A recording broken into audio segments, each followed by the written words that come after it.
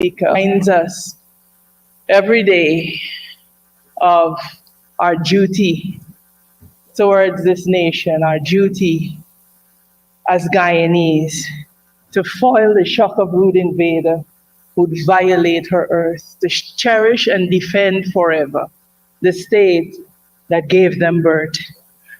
I rise today, Mr. Speaker, to express my unequivocal support for this motion before this Honorable House at this extraordinary sitting. Mr. Speaker, we are in extraordinary times.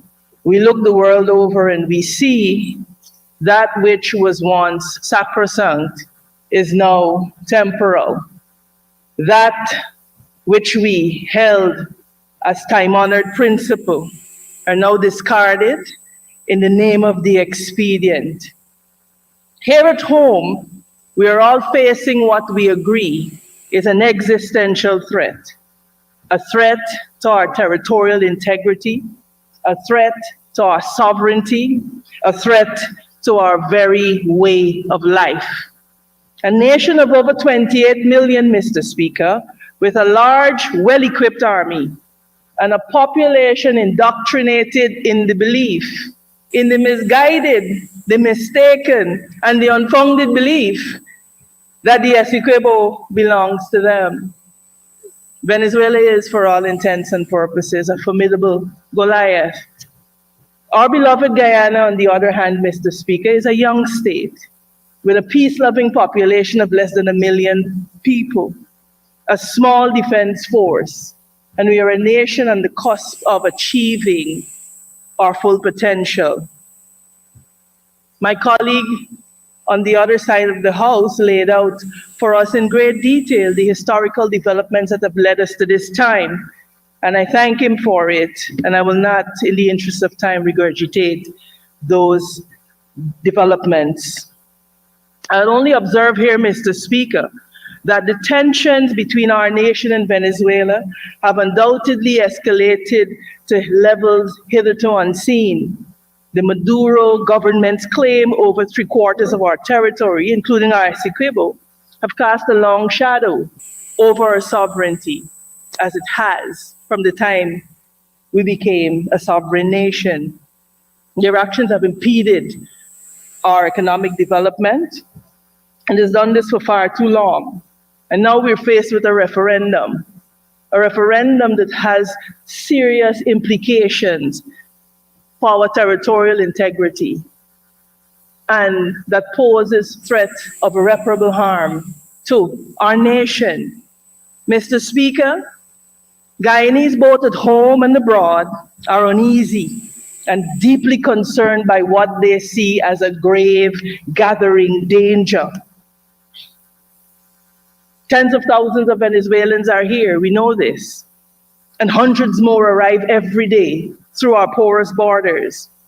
It is not a matter of argument, Mr. Speaker, that these vast numbers pose a significant threat to the socioeconomic fabric of this nation, placing strain on our already inadequate health and education and security systems. Some have argued, and correctly so, that this uncontrolled migration represents a threat to our national security. And I want to say, Mr. Speaker, that we in this House represent the people of Guyana.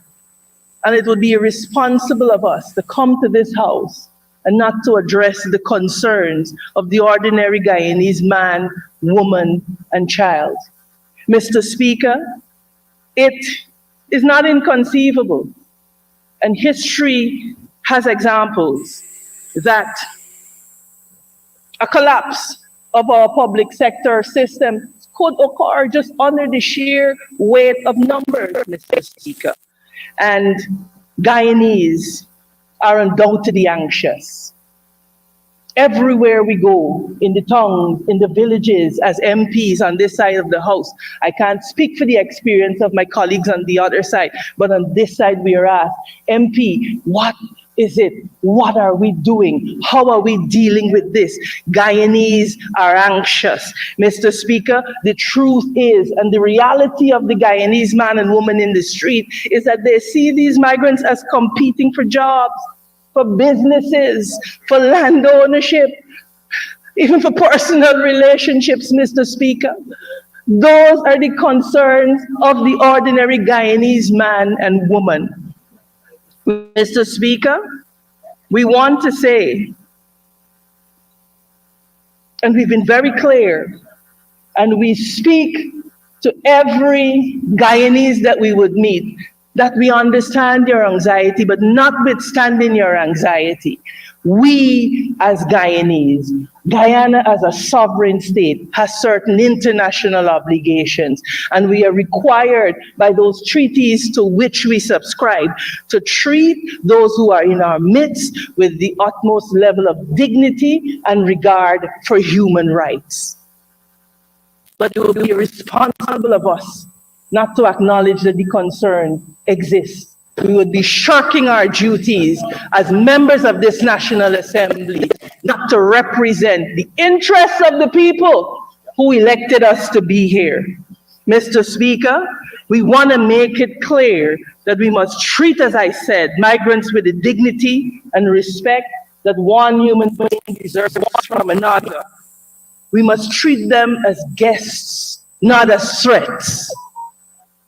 Mr. Speaker, but I want to be very clear, very clear about something, that even guests are expected to obey the rules of the House.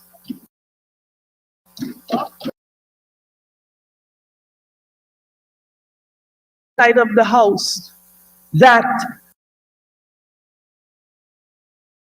will be recorded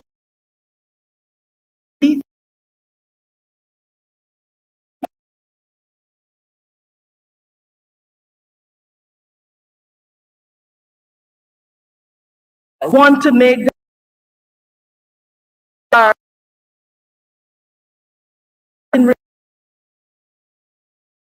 we this people. We see the videos on social media that want to say, and we are at pains to remind Guyanese that even if they are provoked, they are not to take the law into their over to the authorities immediately. Mr. Speaker, in the existing circumstances, we want to be clear that Venezuelan migrants, bar those, of course, who are entitled to citizenship by virtue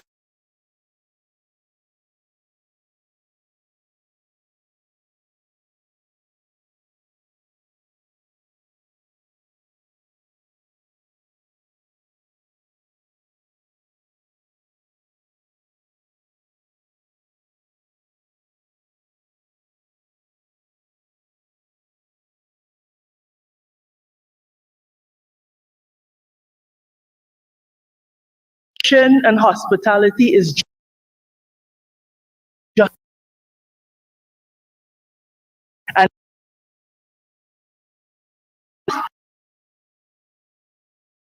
all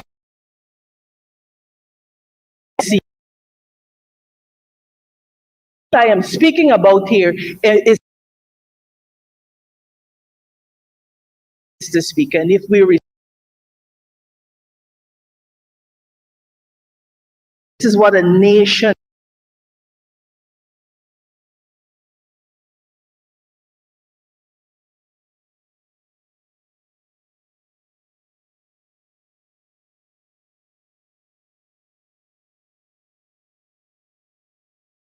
represent the interests of Guyanese people. And that is what I stand here today intent on doing. And so I hope, Mr.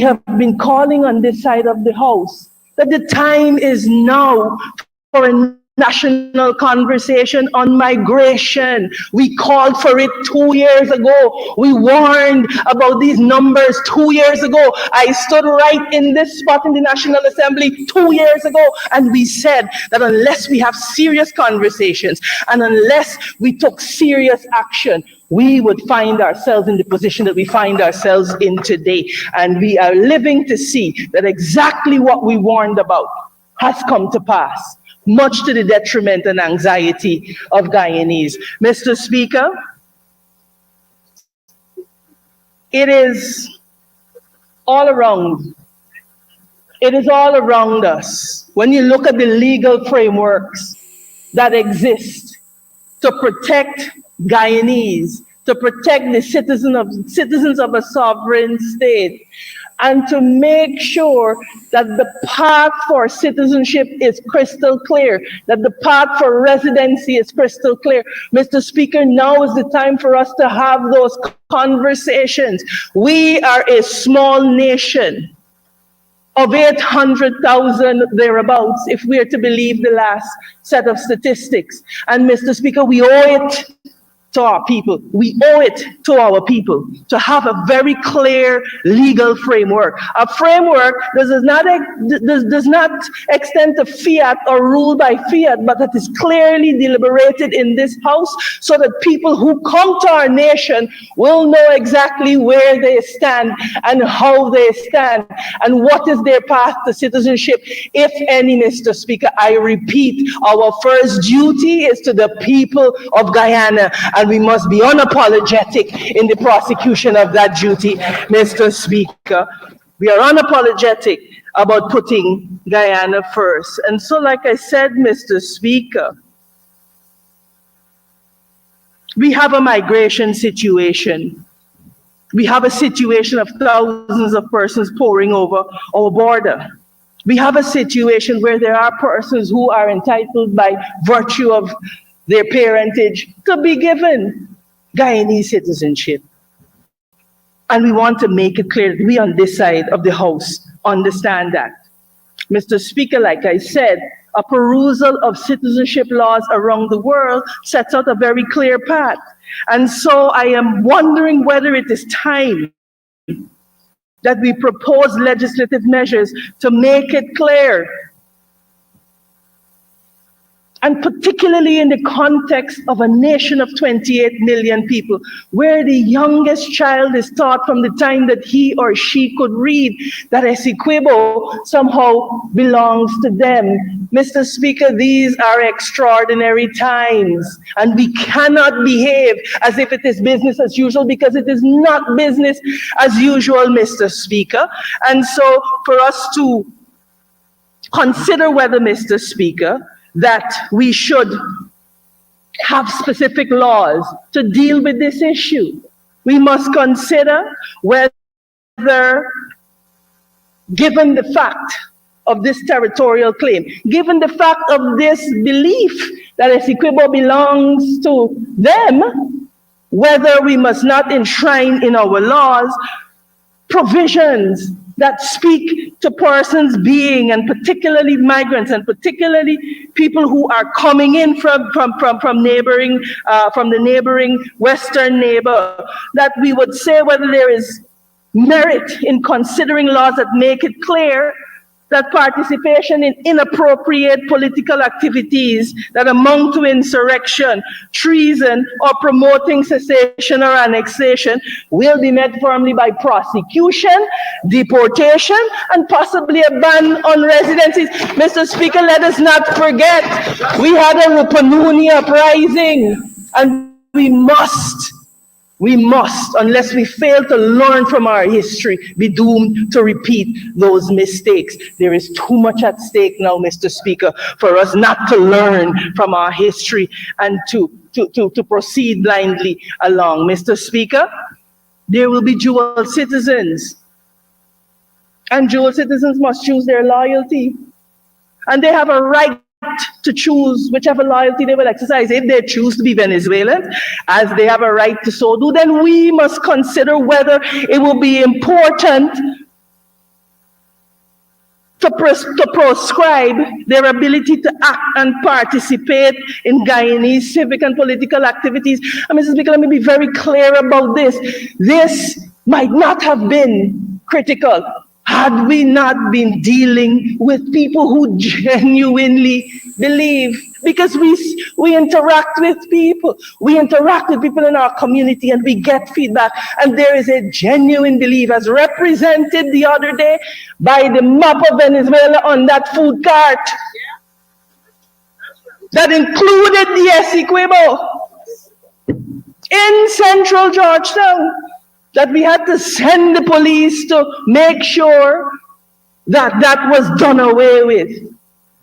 That is the gravity of what we're dealing with. So forgive me if I'm not prepared to engage in too many pleasantries about this. We have to be serious.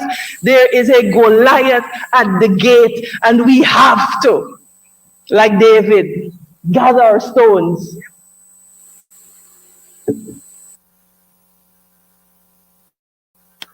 Mr. Speaker, we must immediately enhance screening procedures at our borders.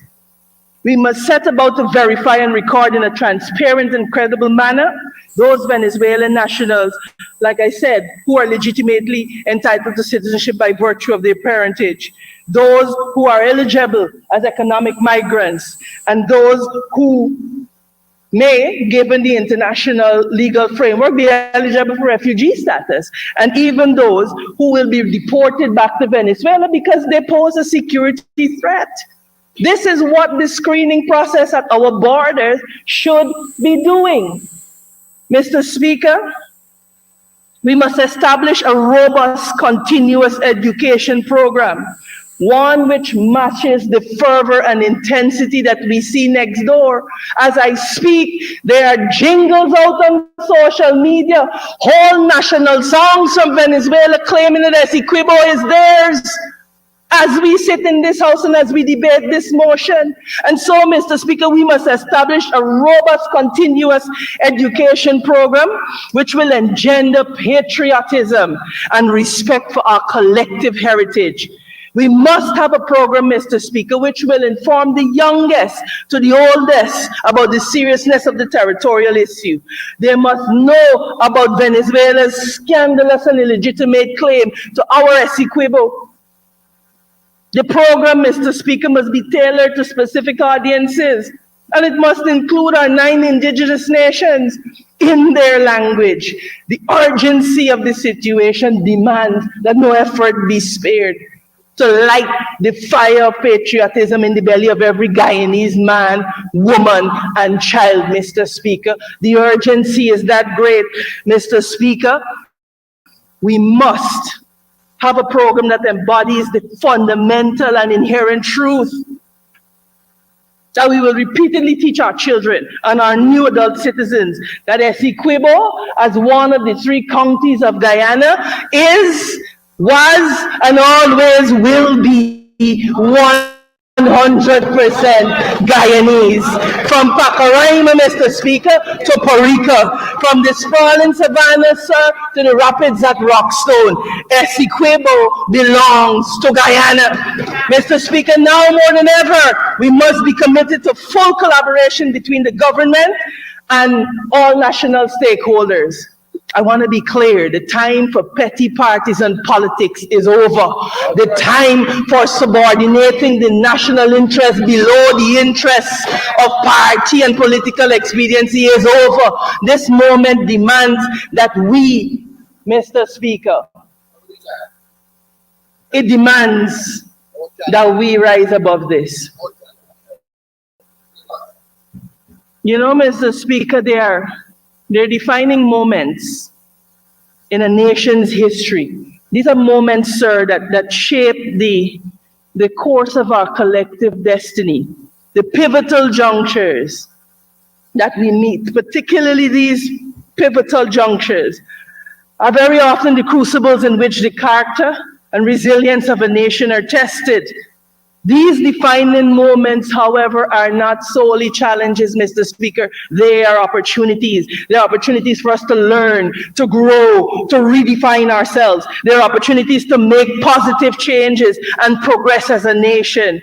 It is during these moments, Mr. Speaker, that we have a choice, that we could either set a new course, one that aligns with our values and our aspirations, or we could go down the same road that we have been going down. Mr. Speaker, I'm reminded of the words of J.W. Chinnapen as was set to song by the late Valerie Rodway, which we now know as the national song, Arise Guyana. And it reminds us that when freedom waved her banner bright, on iron Ghana's verdant height, a nation's glad triumphant song, reverberant rose full, loud and long. Guyana, fair Guyana, be true to your higher destiny. Mr. Speaker, inherent in that is an admonition that there is a lower destiny that we must avoid, a lower destiny that we must shun. Mr. Speaker, we are true to a lower destiny when we settle for less, when we use the path of least resistance, when we decide that we are entitled to far less than we are as a nation. Mr. Speaker, a nation embracing its lower destiny manifests itself in a myriad of ways, from failing to take care of the poor and needy, to tolerating injustice and inequity, to fomenting hate and strife for political gain, to failing to invest in our human capital. As Guyanese, Mr. Speaker, we must now more than ever forcefully reject any attempt to be led down such a path. And we must commit ourselves to strive for excellence, embrace our potential, and collectively work towards a higher destiny for ourselves, for our community, and for our nation. And you may ask, Mr. Speaker, why is this important?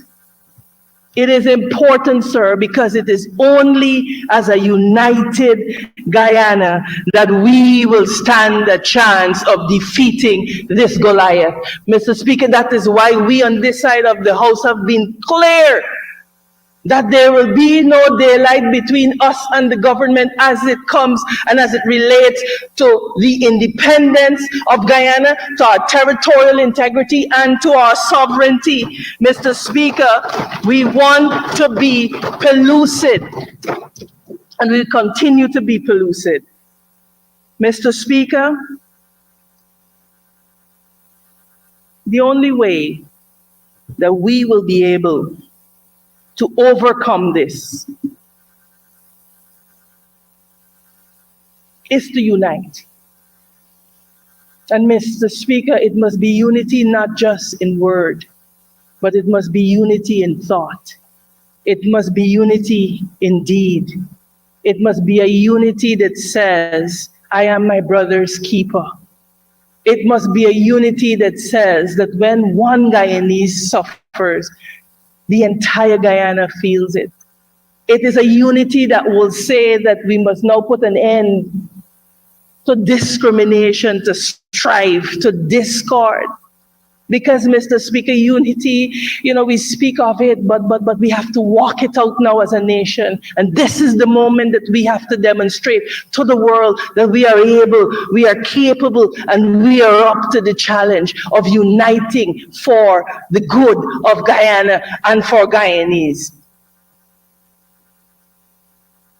It is true, Mr. Speaker, that how we meet this moment will determine our legacy, and it will determine our place in this world and our place in history. Let us remember in this moment that unity, resilience, adaptability are our greatest assets in confronting the challenges and seizing the opportunities that will come our way. As we face the defining moment of our time, let us be a nation that rises to the occasion. Let us be a nation that demonstrates strength of character and depth of will and depth of unity. Mr. Speaker, we may not have might on our side, but we have right on our side. Mr. Speaker, we have the rule of law on our side. We have the support of the international community on our side. And therefore, the urgency of the moment, sir, demands that we send a clear and ambiguous message that all of Guyana is united in the fundamental premise that the Essequibo, which is the heartland, is 100% Guyanese. It is ours. It is not up for debate. It is not up for debate. It is not up for Barbados type negotiations.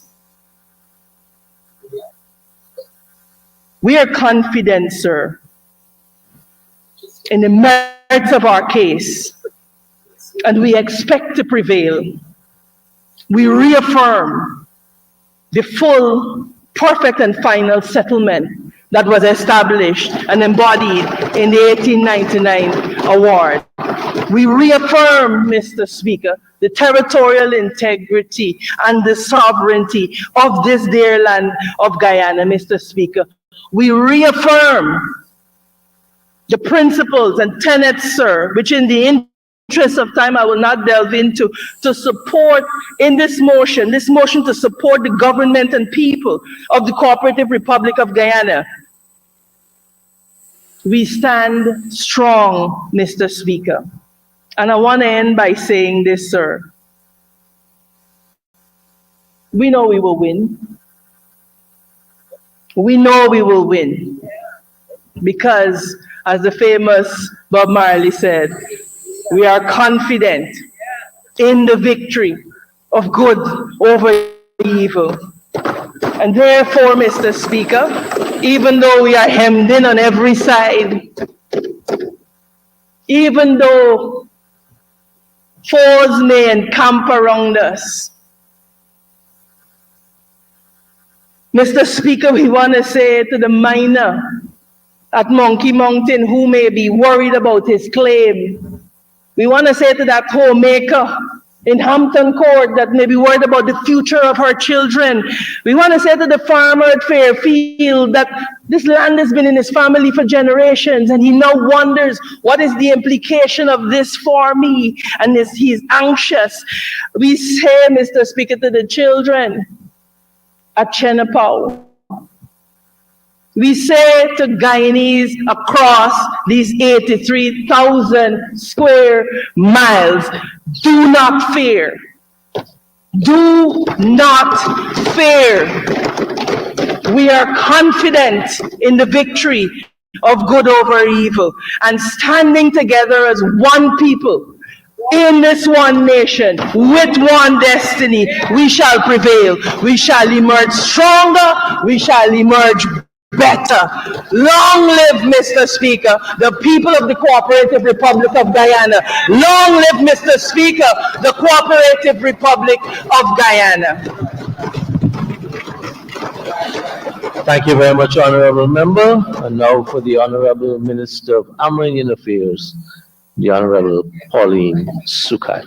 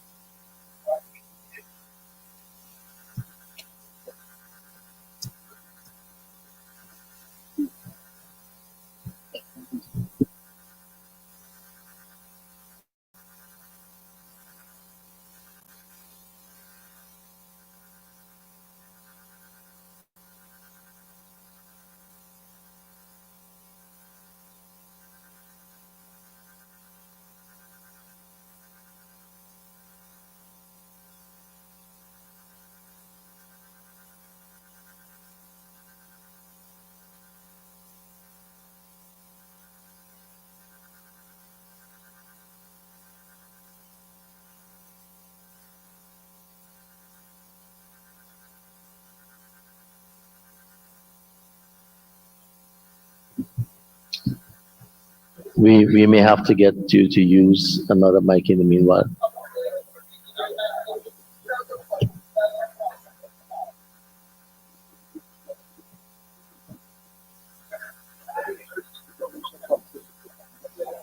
Just give a technician two moments and we will continue.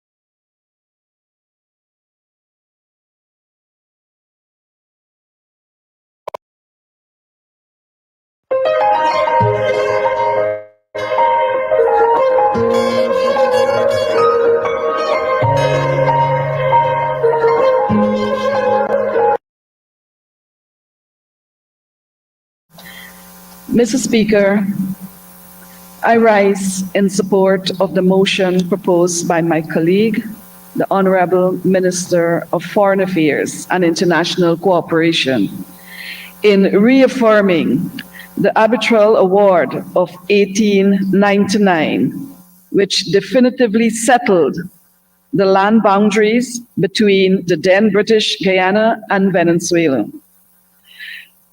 which land boundaries was recognized by Venezuela for some 6 decades until our country began its quest for independence. It was Venezuela's sudden non-recognition of the award which ultimately led to the Geneva Agreement of February the 17th, 1966, by which it was agreed that the resolution of the controversy of Venezuela's contention that the arbitral award was null and void would be pursued through a number of measures. Venezuela has sought to prove its spurious claim, which is trumped up in a vain attempt to rewrite the boundaries of our country. Today, no doubt, we have stood our ground as a nation on the position that all of Guyana belongs to us Guyanese. That the arbitral award between the then colony of British Guyana and the United States of Venezuela in 1899 and the Geneva Agreement of 1966 are two established definitive positions agreed by both countries to settle the issue. Venezuela has blatantly demonstrated complete disregard for international law, the principles of which every government and past government of Guyana has had total respect and have upkept. It is no secret that the youngest Guyanese and the oldest Guyanese have always claimed that we will not give up a blade of grass. And so too should be the positions of the representation of the people in this august, or leaders in this august house from all sides. And immediately, I'm very pleased and also very proud that our Guyanese leaders have taken a stand, a united stand together on this controversy, and has taken a single position that in defense of our country and our people. Mr. Speaker, past and current generation of our people have had to live with Venezuela's claim hanging over their head to more than 2/3 of our country. And now today, we are confronted with the greatest threat to our territorial integrity by the most presumptuous acts thus far. an act that will seek to give Venezuela, through a referendum, the right to annex Essequibo, which they have coveted and continues to illegally pursue with growing aggression. Mr. Speaker, Venezuela has now gone beyond provocation. On the northwestern area of Guyana, mainly Amerindian resides there, and they are living under intimidation and heightened tension. And they will be impacted the most. In fact, all of Guyana will be impacted. And this will continue if Venezuela is allowed to continue to fuel this controversy. In reality, it's a big concern for peace and stability in the border communities. Further movements of military personnel, and I suspect arsenal by Venezuela military on the shores of Guyana, represents a confirmation that the government of Venezuela continues to misrepresent the 1966 Geneva Agreement. The same agreement by which the General Secretary of the United Nations exercised his mandate to commit the resolution of the controversy at the International Court of Justice for a final and binding agreement.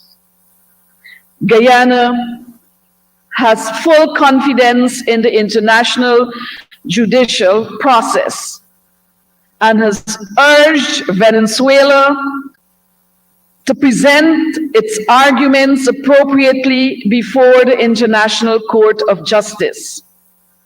Guyana further rejects the proposal to return to any form of dialogue with Venezuela on the controversy outside the process which is before the court. Venezuela, on the other hand, continues with brazen rhetoric and defiant posture. And this posture by Venezuela needs to be strongly condemned. Mr. Speaker, Venezuela's most strident statements and the pending referendum on December 3rd of this year reiterates that government disregard for the judicial solution to the controversy. The International Court has twice confirmed that it has jurisdiction to hear the case. Guyana continues to firmly believe that justice will once more prevail and that Guyana will emerge strong for and behalf of all the people. We are now a nation on guard more than ever. The threat that has been unleashed on our population should not be taken lightly. Our communities on the borders have been subjected to increasing intimidation by the evident buildup of Venezuelan personnel, military and other. If there was ever a time for unity in our country, it is now. To face and defend collectively this brazen act to deny us Guyanese of our rights to live within our agreed borders and to develop the resources of our entire territory. Mr. Speaker, by Resolution 3314 of December 14, 1974, the United Nations General Assembly adopted the definition of aggression as being the use of armed force by a state against the sovereignty, territorial integrity, or political independence of another state, or in any other manner inconsistent with the Charter of the United Nations. That resolution, Mr. Speaker, the United Nations General Assembly adopted several acts that qualify as an act of aggression. The first being, and Venezuela is guilty, the invasion or attack by the armed forces of a state of the territory of another state, or any military occupation, however temporary, resulting from such invasion or attack, or any annexation by the use of force of the territory of other states or part thereof. Again, I reiterate that Venezuela is a guilty partner. Mr. Speaker, as Venezuela prepares to execute their crusade of greed, the government of that country should be warned that this deliberate intention to annex a portion of Guyana's territory by the use of force will constitute an act of aggression that goes beyond the Charter of the United Nations. The ancestral beginnings of the people of this land demand respect from people who stake their claim on the papacy of centuries later. Amerindian heritage takes priority over any conquistador claims of subsequent years. Amerindian development and right to peace, security, livelihood, and to keep apace with the transition of Guyana into a modern state needs to be respected and secure. The government of Guyana has prioritized Amerindian development, expending technical and financial support to build out our villages and communities. Unlike what obtains internationally in many other parts of the country, many other parts of the world, where their first people are marginalized or their issues and development are still on the back burner. Guyana children, youths, and women in our country continue to urge for an expansion of opportunities, which expectantly will secure a future of economic independence for today and tomorrow. And I can assure you that our government has responded to those urges. And we will have to ensure that the support, the development, the position where our children, our youths, our women, and all of Guyana is now poised, that these must be secured and protected. And we should not, at no time, allow a country to behave in such bullish manner to destroy what we have worked so tirelessly as a nation and endured as a nation to be erased. The December 3rd referendum, as I see it, seeks to legitimize the voices of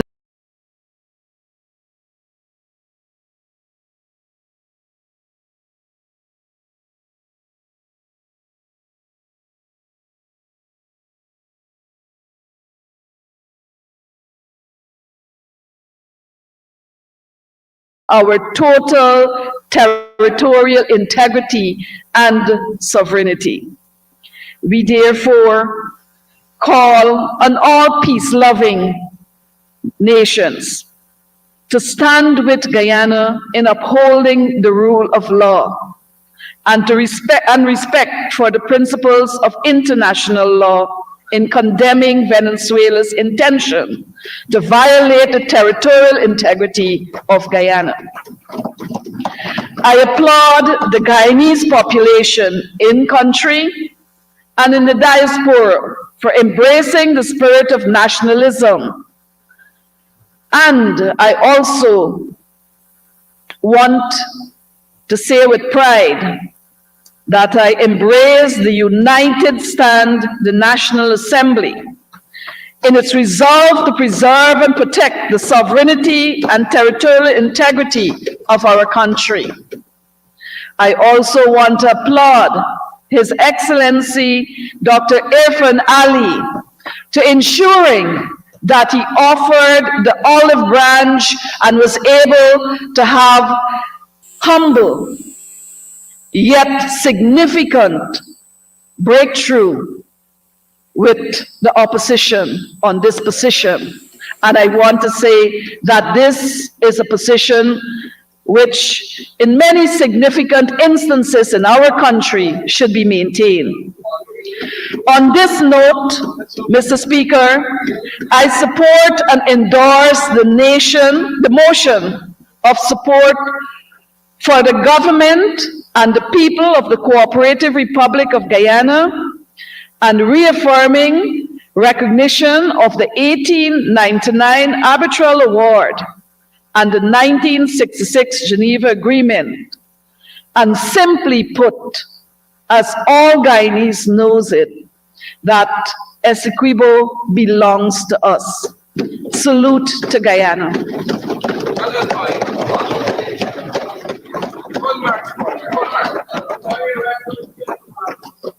Thank you, Honorable Minister. And now I call on the Honorable Member, Mr. Vincent Henry, to make his contribution.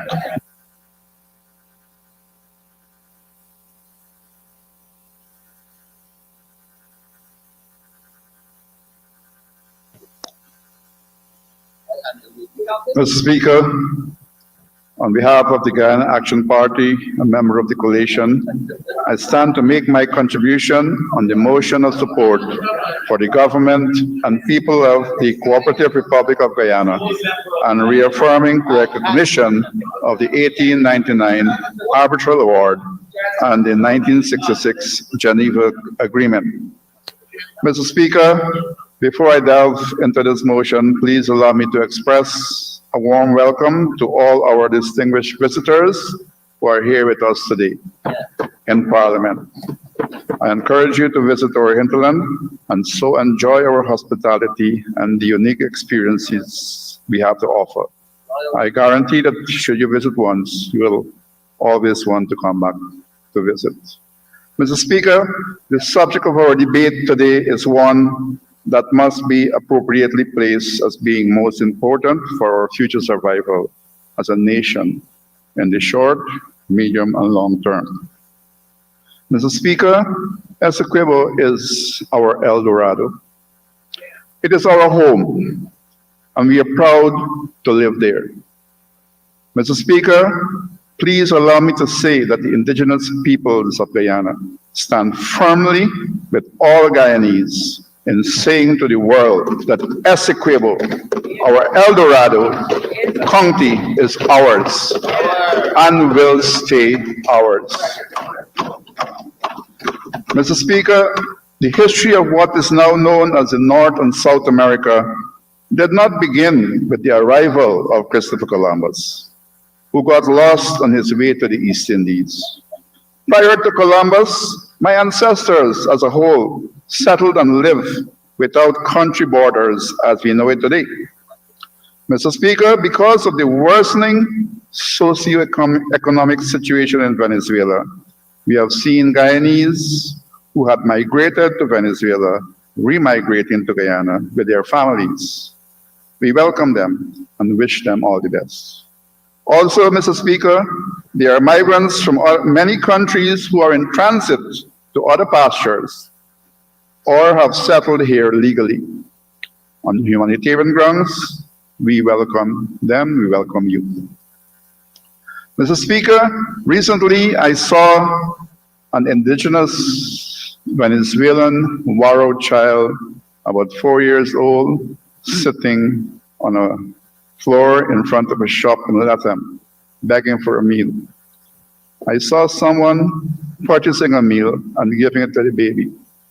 Mr. Speaker, I immediately called the International Organization for Migration's office to report this matter and to seek their assistance. I must say that the team from IOM and other agencies visited a few days later, and support was given to those in need. Mr. Speaker, please allow me to say thanks to the IOM, UNICEF, Food for the Poor, and other local and international organizations for their timely, positive interventions to those in need, be it Venezuelans or whomsoever. Mr. Speaker, this problem or the issue of migrants and refugees entering our country is one we have to face frontally. And we must not, if I should use the Guyanese terminology, dilly-dally on this issue. We therefore request that the government seriously consider to expand an all-inclusive task force with adequate budget to manage the migrants' refugee situation urgently. Mr. Speaker, we note that the government of Venezuela is embarking on a referendum to, among other issues, seek the annexation of Essequibo. We note that this move has no support or legal leverage in international law.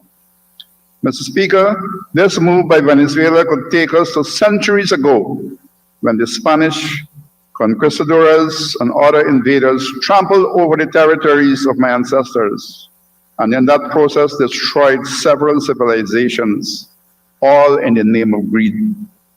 Mr. Speaker, in 1831, the counties of Essequibo, Demerara, Berbice came together under the British to be known as British Guyana. In those early days, steps were put in place to fix boundaries using the acceptable and agreed upon protocols available.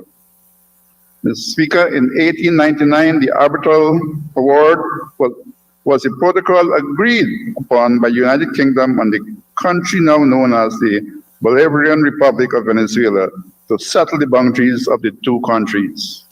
The boundaries were accepted by the two countries. In 1905, the mutually agreed upon boundary was made legally binding.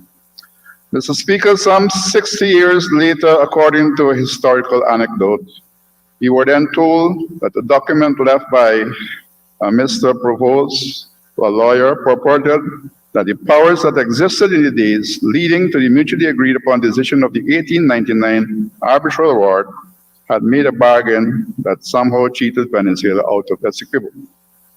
Mr. Speaker, to date, there has been no proof to substantiate this story, as told by Mr. Provost. And we stand by waiting to see this legally binding, proof that we can accept, but there is none. Further, an agreed upon process based on international law was activated and pursued by Venezuela and Guyana under the auspices of the Good Office of United Nations. Today, the process has reached the International Court of Justice. Now we note that Venezuela is saying that they do not want the ICJ to rule on this matter. Further, Mr. Speaker, a planned referendum that is similar to a loaded dice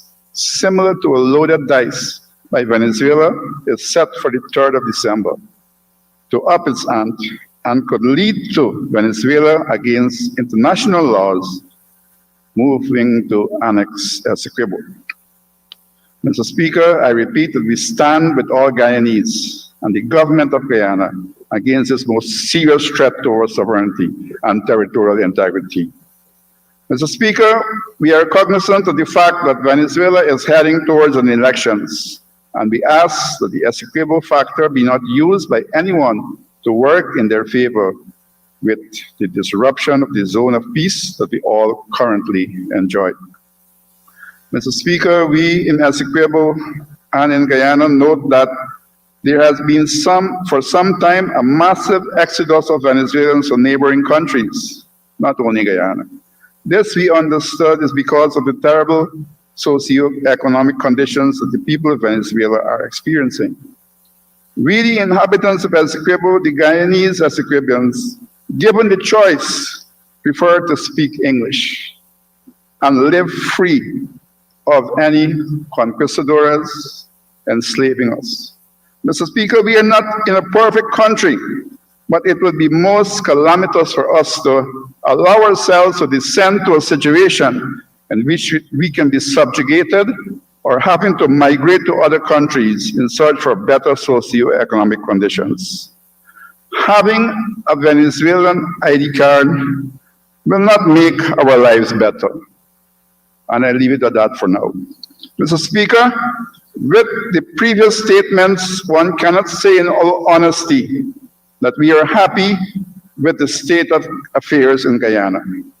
The same way we can shout at one voice to say that we are all in solidarity and we stand and say that Essequibo is ours, which we mean, the same way we must work towards correcting or solving the festering problems that we face in our beloved Guyana. Mr. Speaker, we call for the People's Progressive Party's government, that is currently the government of Guyana, to respect our symbols of nationhood, inclusive of our flag, the golden arrowhead, and our national motto of one people, one nation, one destiny. And I heard the Honorable Hugh Todd did mention it today, and I wanted to go across and shake his hand, but I didn't do it. Next time. The One Guyana slogan that is currently being promoted by the People's Progressive Party using state funds is being seen to be a political slogan that caters for only one section of Guyana. Mr. Speaker, it is said that whom the gods wish to destroy, they first make mad. Only someone in this state would wake up one morning and instruct the police in Guyana to identify their vehicles with the Spanish word policia. What message are you sending to Guyanese in these times, be it actual or subliminal? What message? Mr. Speaker, we saw a Facebook video which was somehow allowed to circulate, in which a senior executive of the government is said to have met in secrecy with Venezuelans, migrants, and sought to wrongfully promote a partnership of national unity, APNU, as practicing xenophobia against the Venezuelan migrants. It seemed that this individual will go to all ends, including putting Guyana in danger to achieve his objective of continuing his de facto presidency for another term. We call on this individual to tell us whether this is true or false. If true, the least we expect as soon as possible is an apology to the people of Guyana, not to us in Parliament, the people of Guyana. Mr. Speaker, as we sit in the House to give our support to Guyana, our beautiful mother, we have to insist that we are given the reasons to feel that we are fairly included in all spheres of Guyana's life. Mr. Speaker, since the PPP became the government of 2020, we have seen the attempted and actual trampling of the rights of indigenous peoples. One example is a single-window bill that sought to supersede the Amerindian Act and the land rights of the indigenous peoples. Luckily, the coalition managed to get this bill to go to a select committee where satisfactory changes are made thanks to the coalition and the government of Guyana. However, Mr. Speaker, recently a petroleum activities bill was passed in Parliament that gave the Minister of Natural Resources the full authority to control the process and issue oil exploration licenses in any part of Guyana. This is inclusive of indigenous peoples' ancestral lands, whether titled or untitled, and land contiguous to it. Mr. Speaker, we urge that this bill be urgently repealed. Mr. Speaker, this unjust threat by Venezuela must not see us going our separate ways, but on the contrary, allow us to come together as a wholesome nation. As such, things cannot continue as normal. No one will stay proud when hungry and in need. time to look after the needs of the people, time for livable incomes for our workers, time for retooling the Guyana Defense Force, time for restarting our national service, time for fair and equitable distribution of our natural patrimony. Mr. Speaker, already we have noted that some are promoting Guyana to be an antagonist in this controversy. This is totally untrue. Please allow me to repeat that Guyana's modus operandi with regards to this issue has always been to follow the course of acceptable international law. Mr. Speaker, please allow me to express many thanks to the countries and international organizations that already expressed solidarity with our position and have called for both parties to respect the International Court of Justice in the final arbiter. Let me say it again. We are not causing this. We are not the antagonists here. Mr. Speaker, as a proud Guyanese, I join with all patriotic Guyanese, including my colleagues in the Noble House, in saying that we affirm the sovereignty and territorial integrity of the state of the Cooperative Republic of Guyana, and that we are in full support for the motion before us in its entirety. Let us remember the famous story of the three-legged store told by a former Vice President, Mr. Sidney Allicock, when he said that if there are three legs on the stool, you have to have all three legs. And the three legs in this situation, I would dare say, is the opposition, the government, and the people. All three of us are needed in this struggle that we are facing now. Long live our dear Cooperative Republic of Guyana with its 83,000 square miles. No, nothing less, including our beloved Essequibo, our El Dorado. Thank you very much. Thank you very much, Honorable Member. And now for the Honorable Minister of Parliamentary Affairs and Governance, the Honorable Member, Ms. Gail Teixeira. Honorable Minister. Thank you very much, sir.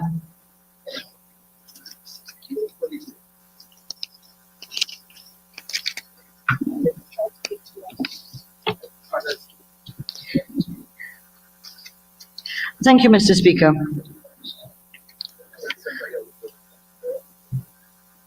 Today, our beloved Guyana finds itself facing menacing threats emanating from the Bolivarian Republic of Venezuela. Guyana has always aspired to and remains unwaveringly committed to peace and peaceful resolution of disputes, as stated by President Irfan Ali at the UN General Assembly. Today, November 6, 2023, is a historic occasion in the life of this Parliament, the Parliament of Guyana. The motion before us captures the long road we have traversed to defend Guyana's territorial integrity through peaceful means. One that has been repeated time and time again since our independence as a nation to this moment. In fact, when one goes to the parliamentary records, the issue of the British Guyana and Venezuela the debate started in Parliament on the 28th of February 1964, prior to our independence. And then again, just before our independence, the 28th of April 1966. And yet again, on the 17th of July 1968. These are all motions that were brought before the House.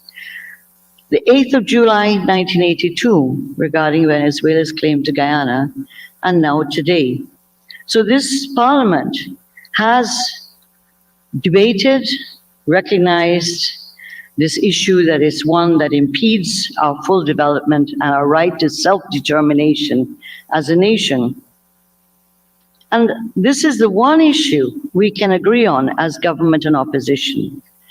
And regardless of who is in government and who is in opposition, regardless of the sharp differences of our views on many issues, this is the one issue that we have unconditional, unwavering support for the 1899 Arbitral Award and Guyana's territorial integrity and sovereignty and our commitment to the process at the ICJ, which started in 2018.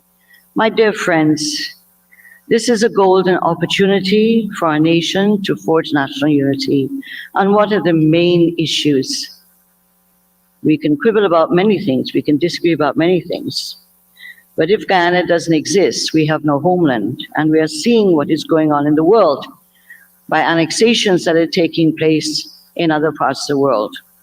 We do not want this to happen in this part of the world.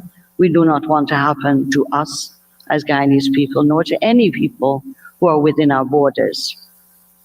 There is no other time other than now for all the parliamentarians and all Guyanese to resolutely support the 1899 Arbitral Award and the process before the International Court of Justice. Speakers before me have spoken about the Arbitral Award of 1899. And as has been stated by other speakers, it was a culmination of arbitral proceedings during which the respective territorial claims of Great Britain and Venezuela were addressed at great length and in great detail by distinguished legal counsel representing the two states, including going through many thousands of pages of written submissions and more than 200 hours of oral hearings before the Arbitral Award. My friend, Minister Todd, pointed out that Venezuela got a huge chunk of land out of that award, and Guyana a lesser amount. And we must remember that arbitral award, we won our borders as final perfect. But at the same time, Venezuela benefited as well, very well. They demanded they had that land at the mouth of the Orinoco, and they got it. So we have to be able to tell our people, someone talked about fear, and people are afraid. But we have to always stand on the ground of righteousness and justice, and that is the ground upon which Guyana stands. We stand on the ground of our righteousness and justice, that the proceedings of the tribunal were full, perfect, and final settlement of all matters regarding the territory of Guyana. Mr. Speaker, I'm afraid to not repeat some of the earlier speakers, but we must emphasize a point, and that is that for 6 decades after the 1899 award was delivered, Venezuela treated the award as a final settlement of that matter. For 6 decades, it consistently recognized, affirmed, and relied upon the arbitral award as full, perfect, and final determination of the boundary of British Guyana.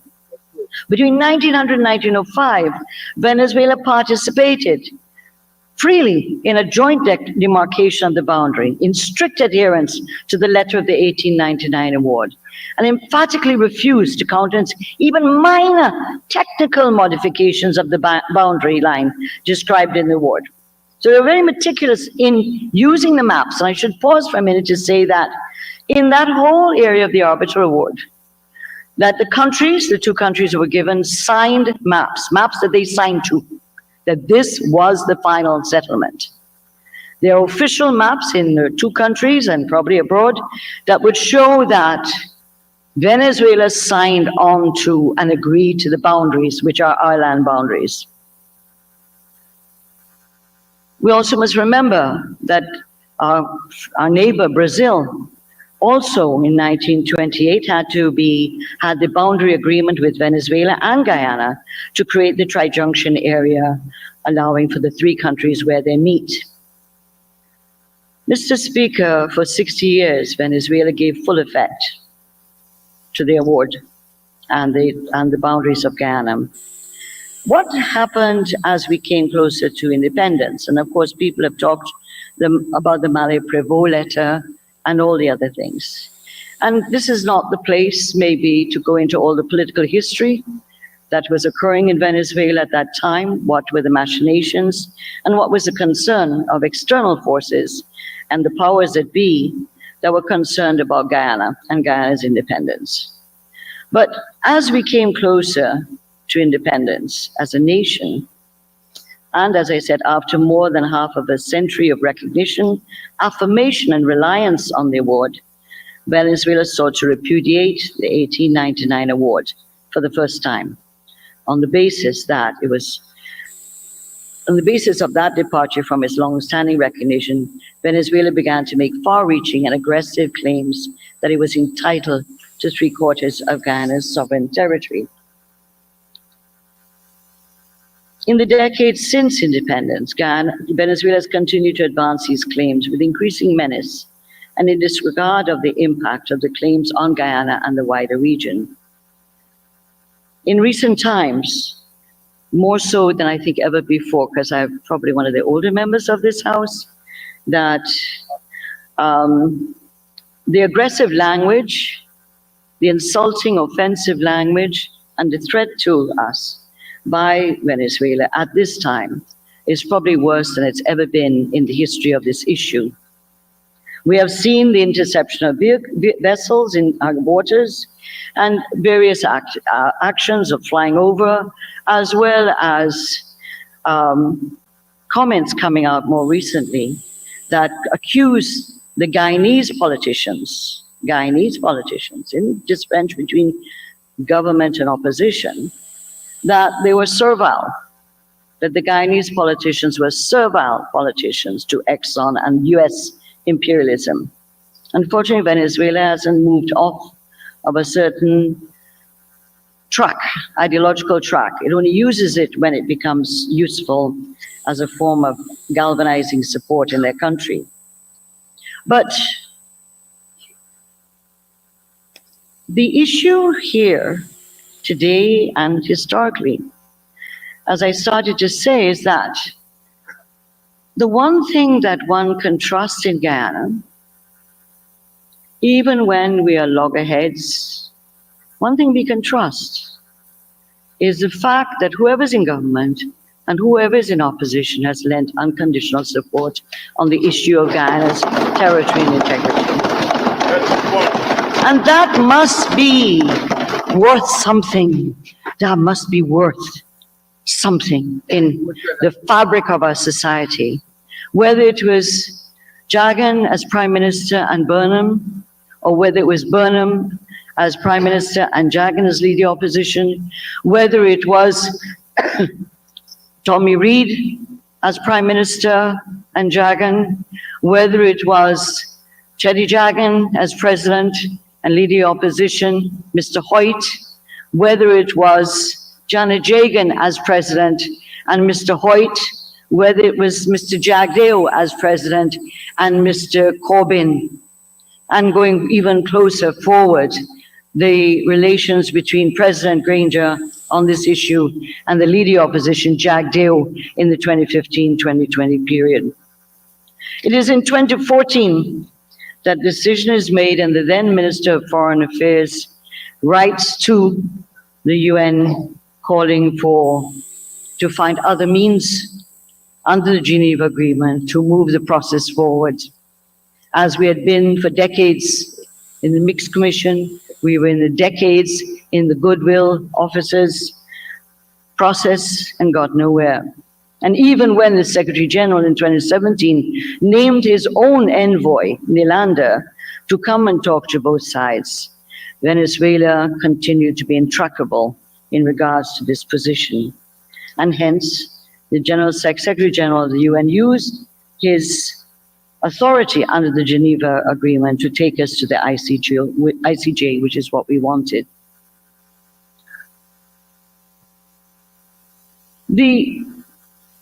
So this point here today is one that we must cherish always. It's priceless. Not many countries have the government and opposition coming together on one issue. We mustn't take it for granted. Of course, it's highly possible that tomorrow we will have a sitting maybe at some point and the claws will be out, the daggers will be out, of course, not literally, of course, to score points with each other. But that's realpolitik, that's politics. But today is the day. Today is the day for us as politicians, as Guyanese, to stand united. We must recognize too that we have faced many challenges. And yet, ironically, Mr. Maduro maybe does not recognize the many efforts between various leaders of Venezuela and Guyana. The famous visit of Chavez to Guyana, in which was agreed that the border issue was back burner. And now it has come to front burner with Maduro, his protege. But I want to say it is no mere coincidence. On many occasions, as you go through the years, when these aggressions have emerged, there's a coincidence. And I believe that the reasons are clear for all of us. Venezuela, our neighbor, a country we've had trade with from 1958, a country that we sold rice and bought oil from in our hard times, a country that has welcomed thousands of Guyanese who went to Venezuela in our hard times. We must never forget that our people have left the country too, and they scattered themselves all around the world.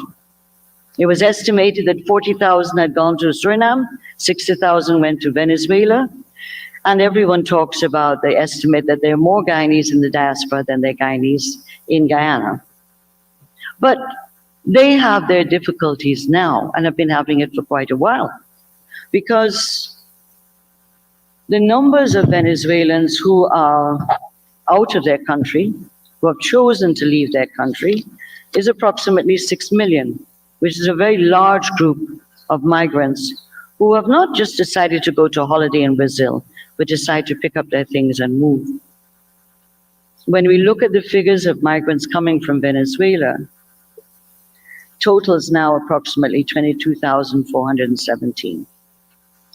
The migration started around 2018, and you will remember that the Parliamentary Sectoral Committee on Foreign Services in the last Parliament had discussions on this issue of trying to find out about the migrants coming in, were they Guyanese, what conditions and what support they're being given.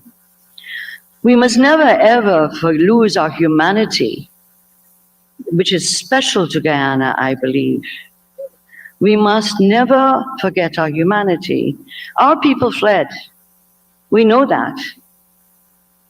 Whether it was politics, whether it was hardships, whether the cost of living was high, all people of all ethnic groups left Guyana. Probably the indigenous people had an easier time because they lived near the border, crossed over and came back and forth, and that has been historically in Guyana. The borders have allowed our indigenous people on both sides to move back and forth freely, and sometimes even vote in both elections in Venezuela and in Guyana. But we must never forget our humanity. We, the former government, offered humanitarian assistance. We have offered humanitarian assistance because certainly we must be our brothers' keepers and sisters' keepers. We are not a signature nor ratified the Convention on Refugees. And so it is very disturbing that we must not bow to xenophobia. I've been along enough in this parliament when the Brazilians started coming over to mine.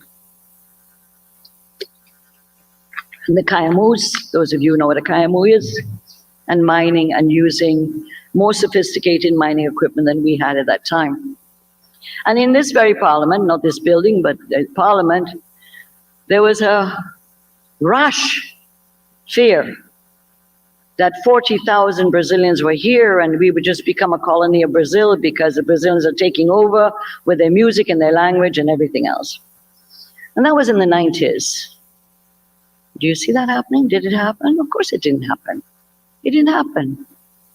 The migrants coming in from Venezuela are like migrants all over the world, and like our people who have been migrants elsewhere. They want a better life. They want a safer life. Those who are coming to Guyana are not your rich elite from Venezuela. They're not your big billionaires of Venezuela. Those catch on a flight and go to Miami and New York. We are here and we take care of people as we do with all migrants. They're entitled to free healthcare. They're entitled to free education. They're entitled during a COVID pandemic to be vaccinated. We are responsible for all who are within our boundaries, regardless of our nationality. That is our responsibility at an international level and in terms of human rights. But the fact that when we plot and plan the events that have taken place over these decades and decades of independence, is that there's always, it is matched whenever there are internal difficulties in Venezuela, especially around elections. And it is believed that where Venezuela uses the unsubstantiated, unproven, undefended claims to 2/3 of Guyana as a means to distract and galvanize support of its citizens on this belligerent, nationalistic, jingoistic propaganda against Guyana. Today, while we have been meeting, 2 songs have come out from Venezuela. One with some beautiful children singing Essequibo belongs to them. Of course, these are particularly orchestrated PR campaigns to carry out psychological warfare on the Guyanese people. This is what I think Mr. Granger may have called it one time, psychops. The second song that came out just about an hour or so was showing Venezuelan soldiers, not in combat clothes, but in uniform, singing and marching and so, that Essequibo is theirs. So we are in a situation where Venezuela is also using this to galvanize, to mobilize their people to go vote on December 3rd, and also to vote at the elections in 2024. But Venezuela is also facing another deadline it has to deal with, and that is the submission of its counter memorial to the ICJ by March 2024. That's their deadline. Whether it is by the referendum, they want the majority to say, we don't recognize ICJ, so you don't have to report. This is all an effort orchestrated to allow Venezuela to not stick to the ICJ process. It's finding one thing after another to pretend that it isn't important. But I want to comment one thing before I go on, and that is that the comments about migrants that were made by Honorable Amanza Walter Desir. I have said it, that migrants are migrants, and many of us have come from migrants.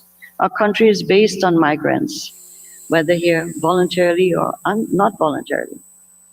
And the kaleidoscope of our nation is expanding.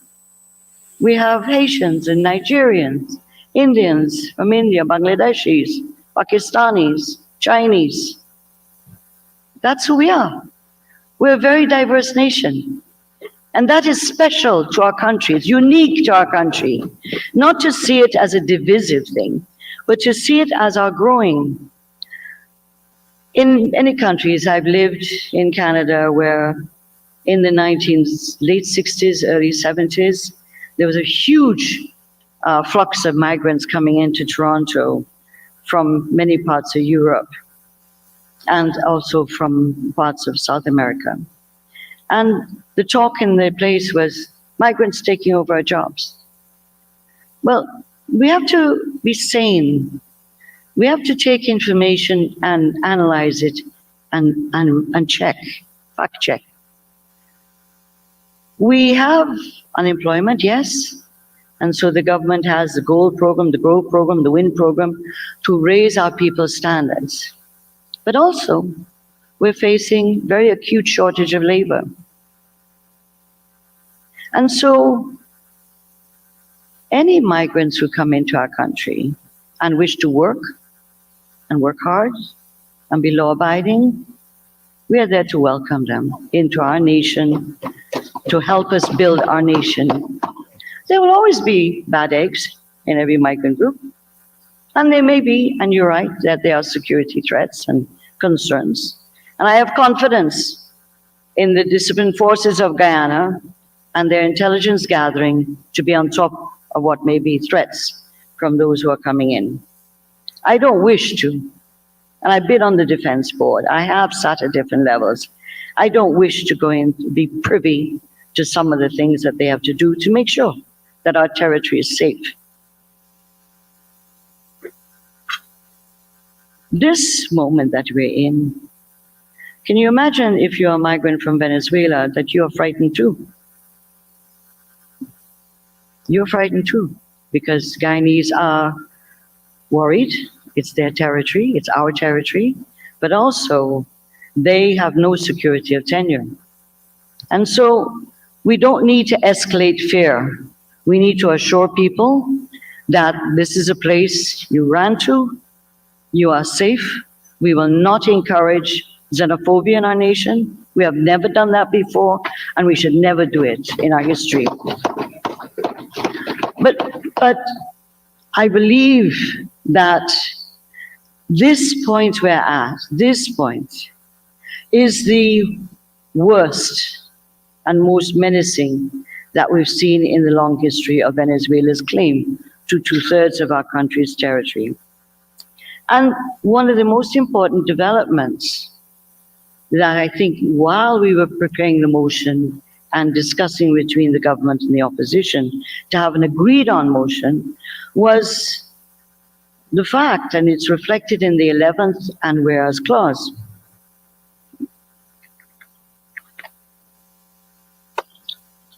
the 12th clause, and that was to look at, to approach the court for provisional measures to ensure that Venezuela would do nothing to interfere with our territory, and so to put a halt to any ambitions or any rabble-rousing regarding our territory. And I think this is an indication of the interest of the ICJ and the recognition of the threat that exists here right now. And so the request to call on the court to have, to issue an order for provisional measures to prevent Venezuela from taking any action to seize, acquire, encroach upon, or assert or exercise sovereignty over the Essequibo River or any other part of Guyana's national territory, pending the court's final determination of, or any final determination of the validity of the arbitral award.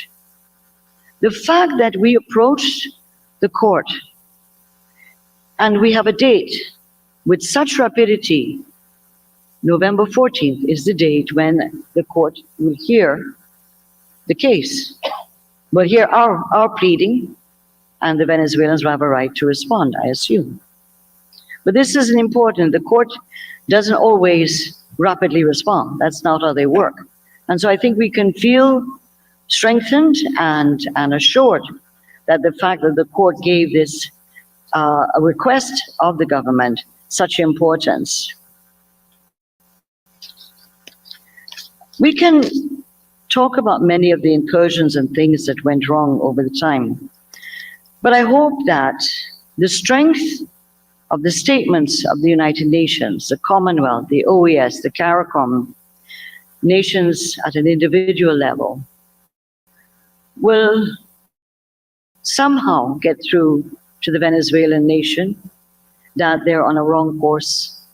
This is a dangerous course, that they're in fact violating international law, and they're threatening a small country that does not have the means if we were to really be put against the Venezuelans. We have the power of our emotions and our strength as a people, but we do not wish this to escalate. The referendum itself is contrived. It is an engineered thing, again to try to galvanize the Venezuelan people. And I came across a poll that was done. I can't swear by its legitimacy. It is Data Viva poll, and it did a poll concerning the consultative referendum on the Essequibo Guyana territory. It notes that 68% of those who were polled were convinced that they should participate in the December 3rd referendum, while 31% considered that it should not participate in the consultation on December 3rd. And so we mustn't put everybody into one pot. There are people out there who have no such interest of annexation, of pumping up one's chest and showing maps of the Zone de Reclamation, which offends us as Guyanese. It's an illegal map, and that one that should be shown nowhere at all. But we recognize the two questions that are most contemptuous. We recognize the total disregard for international law, that this is a brazen act of December 3rd to deny us our right to live within our agreed borders and to freely develop our resources of our entire nation. And as Minister Pauline pointed out, this by all definitions is active aggression. For the CARICOM and the countries in this hemisphere, this is a zone of peace and has been a zone of peace for decades. For many of the Latin American countries, it is not just Guyana that has a border issue with Venezuela. Venezuela has border issues with other countries, Colombia. There's probably not one nation in the South American continent that doesn't have a border issue with another country. So any act of aggression will make the entire South America very nervous and squeamish about what is taking on. And therefore, we know that we are not alone as a people. We are not alone. That because we have not been rabid, we have not been careless, we have not been reckless. We have stood for peaceful means by legal processes. We have painstakingly gone through the years and years of the Mixed Commission and the years and years of the goodwill and the final year with Mr. Nylander. And we all thought in a ministerial committee, which Mr. Greenwich, where he is, who headed that committee, of how painful it was dealing with that final year before we could move to the ICJ to convince the Secretary General that there was no go. There was no go. There was no giving, nothing. So the call by Maduro and his insults that we don't wish to negotiate is just hot air. We have dedicatedly been part of talks, and there are many people who have gone through that, and the goodwill ambassadors who were named by the Secretary General. Even the UN Secretary Generals were getting tired of a process that went nowhere. And so we have stuck to it. We have been honorable, we've been honorable partners on this issue. And we will continue to be honorable because we will continue to stand for international law and the process of the International Court of Justice. And I'll give a different example of we had not delineated our maritime boundaries with Suriname. And when we approached the International Convention of the Sea to delineate those maritime boundaries, we got 97% of what we asked for. The Surinamese got 3%. An expensive operation, a long operation, costing a lot of money, but we were vindicated. And so we have trust in the international legal system. We've experienced it with the Suriname maritime boundaries. The important for all of us as Guyanese is that we have the right to self-determination. We're a nation, we have right to self-determination. We set our course, whether it's investors, whether we want to really create a truly democratic nation where everybody is equal and everybody has a chance and an opportunity to develop. This is our nation, you know, and as we say in Creole, that our navel string buried. And maybe the young people navel strings weren't buried, but some of us, your mother had to bury a navel string in the ground. So we're tied to Mother Earth. All of us as Guyanese are tied to Mother Earth. This is ours, this is what we know. And so this is not the time for any of us Guyanese to prevaricate.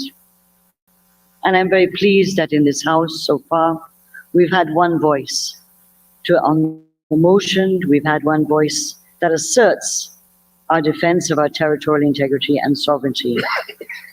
This land, Guyana, is ours, and we as a people, no matter what our differences, must not quibble and hesitate.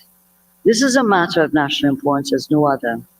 Without our land, we do not exist as a country. And if we do not exist as a country, then what are we? I do not believe the Venezuelan people. I try to separate people from the government. But I do not believe the Venezuelan people want to annex Guyana. And I call on them and use this forum here to call on the Venezuelan people, the hardworking citizens of Venezuela, to reject question 3 and 5 on the referendum. Question 3 does not recognize the ICJ. And question 5, of course, we all know now, is calling for the annexation of our 2/3 of our country. I believe that the Venezuelan people are capable of reading through the lines. And this decision they're being asked to make will also have enormous impacts on their lives. It will bring no benefit, no progress to their country. It in fact do greater harm to their lives and their security. And so we need to talk to the Venezuelan people, not just to those who have access to the PR campaigns and to be able at 24 hours every day, they're churning out their psychological warfare. We just have to look at in the world right now and to see the destruction that annexation unilaterally does when it's unilateral annexation by one country of another, what it does to the people, the nation, the future. And these stains don't go away, they last forever. So that we as Guyanese, in terms of the motion before us, whether we agree with everything or we don't agree with everything, the point is that we as a people are declaring through our elected representatives as one that we are affirming our support and recognition of the 1899 Arbiter Award and the 1966 Geneva Award Agreement, and that we stand by the 7 be it resolved clauses that affirms the sovereignty and territorial integrity of a state of Guyana. We reaffirm the recognition and acceptance of the 1899 award as full, perfect, and final. We denounce the provocative, unlawful, void, and of no international legal effect, the purported referendum in Venezuela that is scheduled for December 3rd. We support the government in its pursuit to ensure a peaceful and lawful resolution of the controversy before the International Court of Justice, and rejects the proposal to return to any form of dialogue with Venezuela on the controversy outside of the process of the court. That we support Guyana's formal approach for the urgent protection of the ICJ with the filing with the court a request for provisional measures for an order preventing Venezuela from taking any action to seize, acquire, encroach upon us, or assert or exercise sovereignty over the Essequibo River.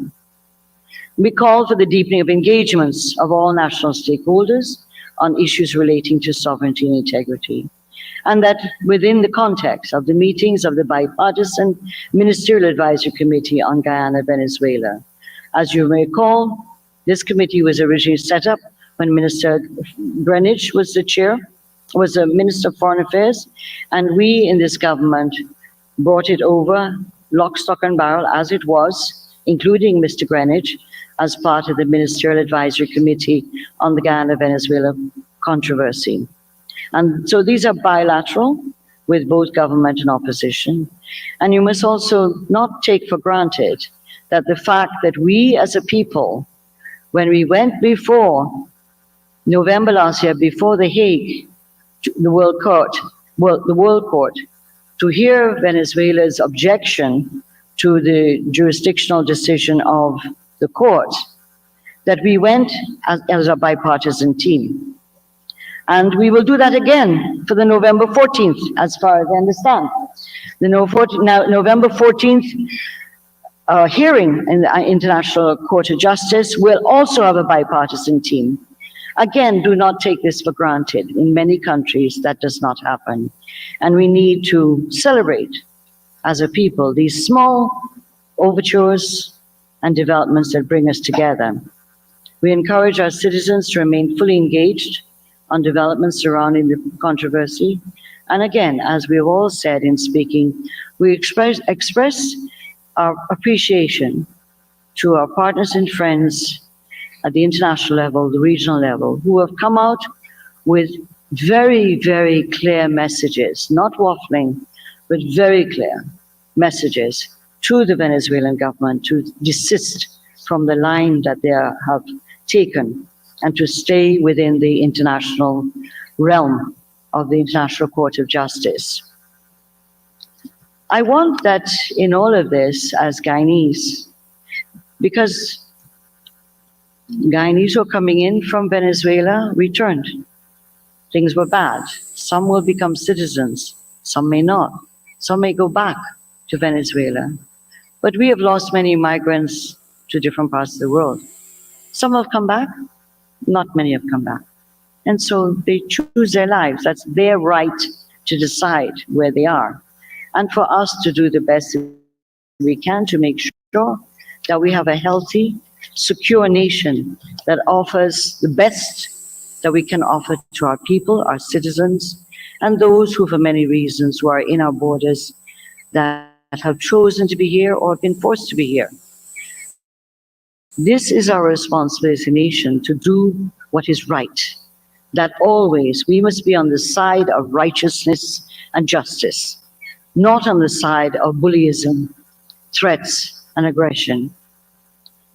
We hope that the Venezuelan government will see the light and desist from some of the very aggressive acts against Guyana.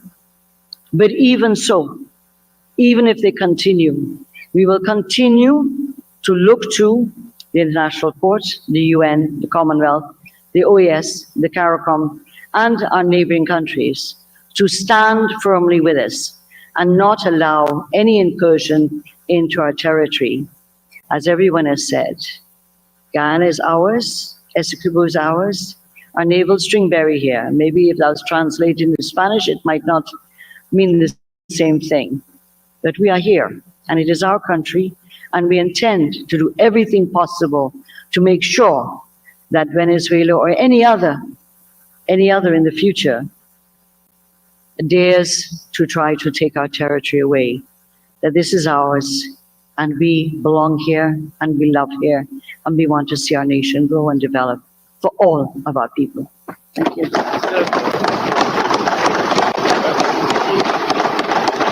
Thank you very much, Honorable Minister. And now for the Honorable Member, Mr. Roycedale Ford, SC.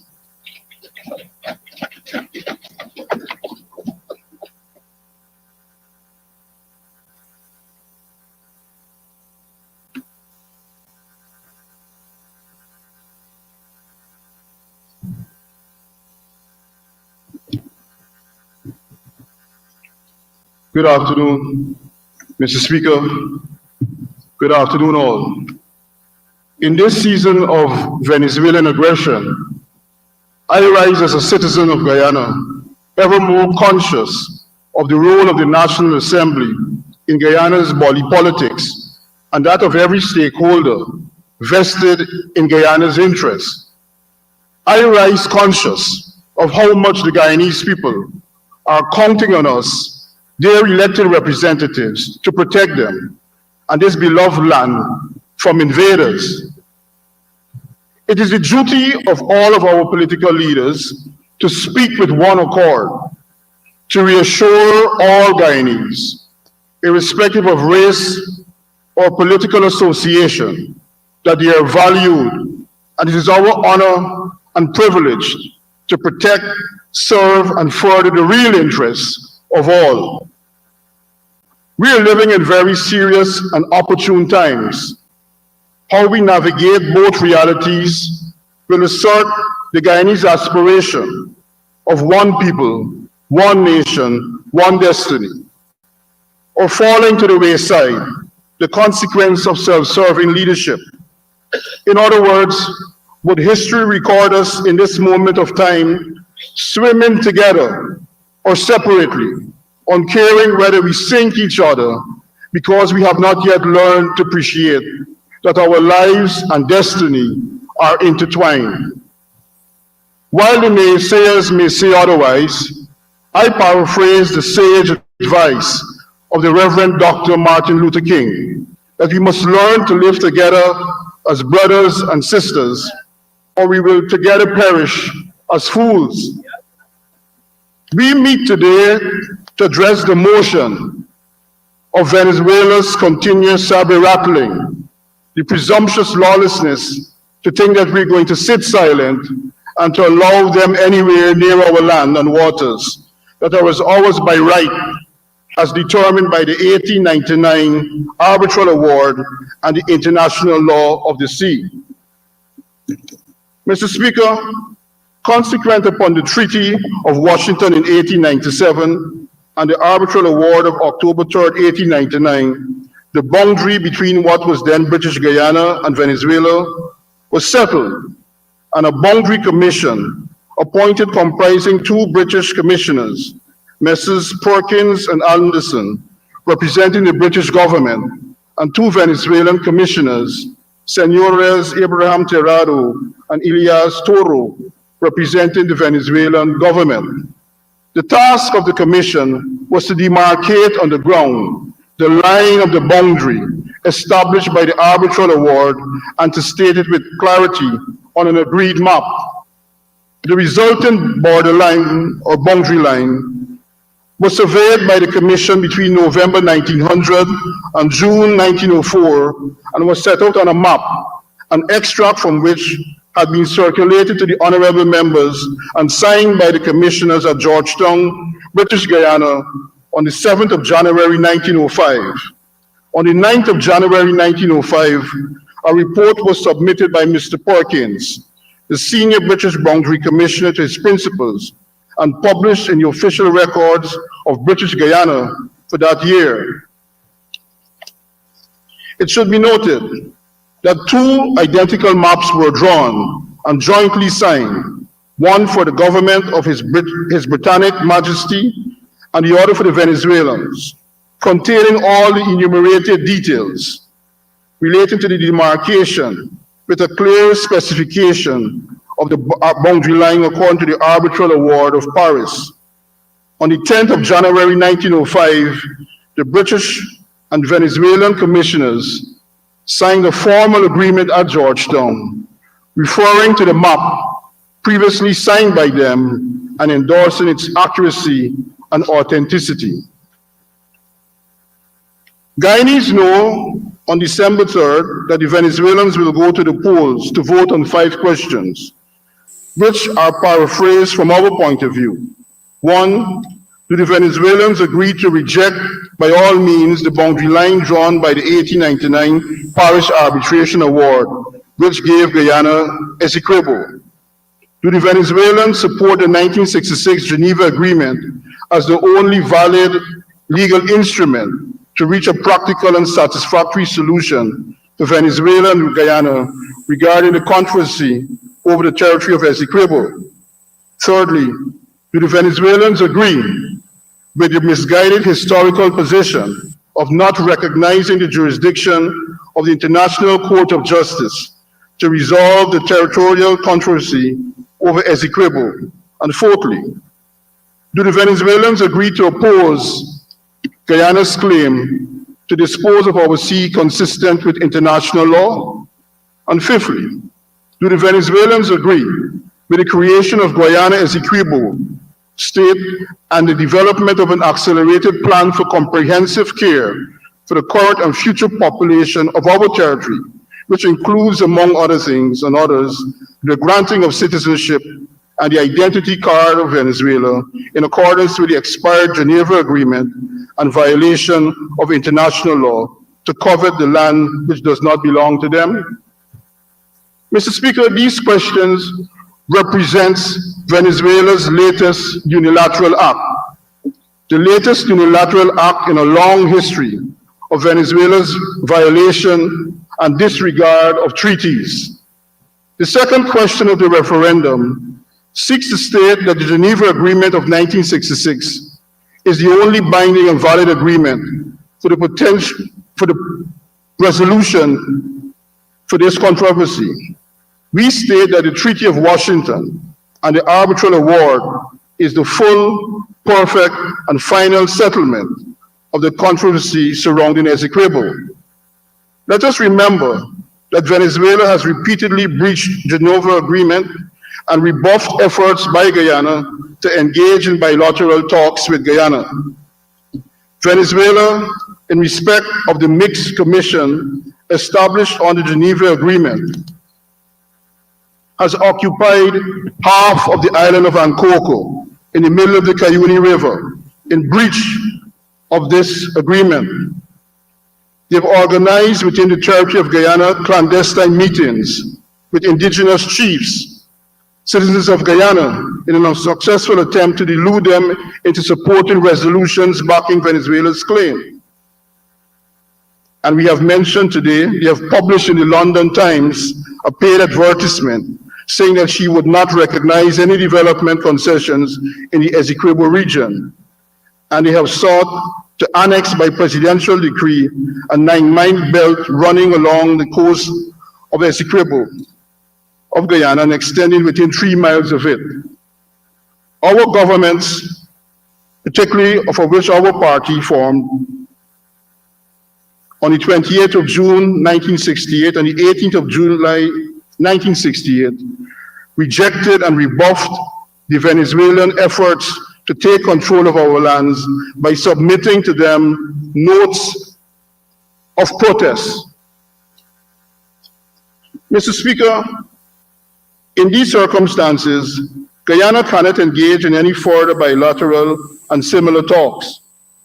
Guyana should, must, and shall remain committed to the jurisdiction of the International Court of Justice for the resolution of the controversy.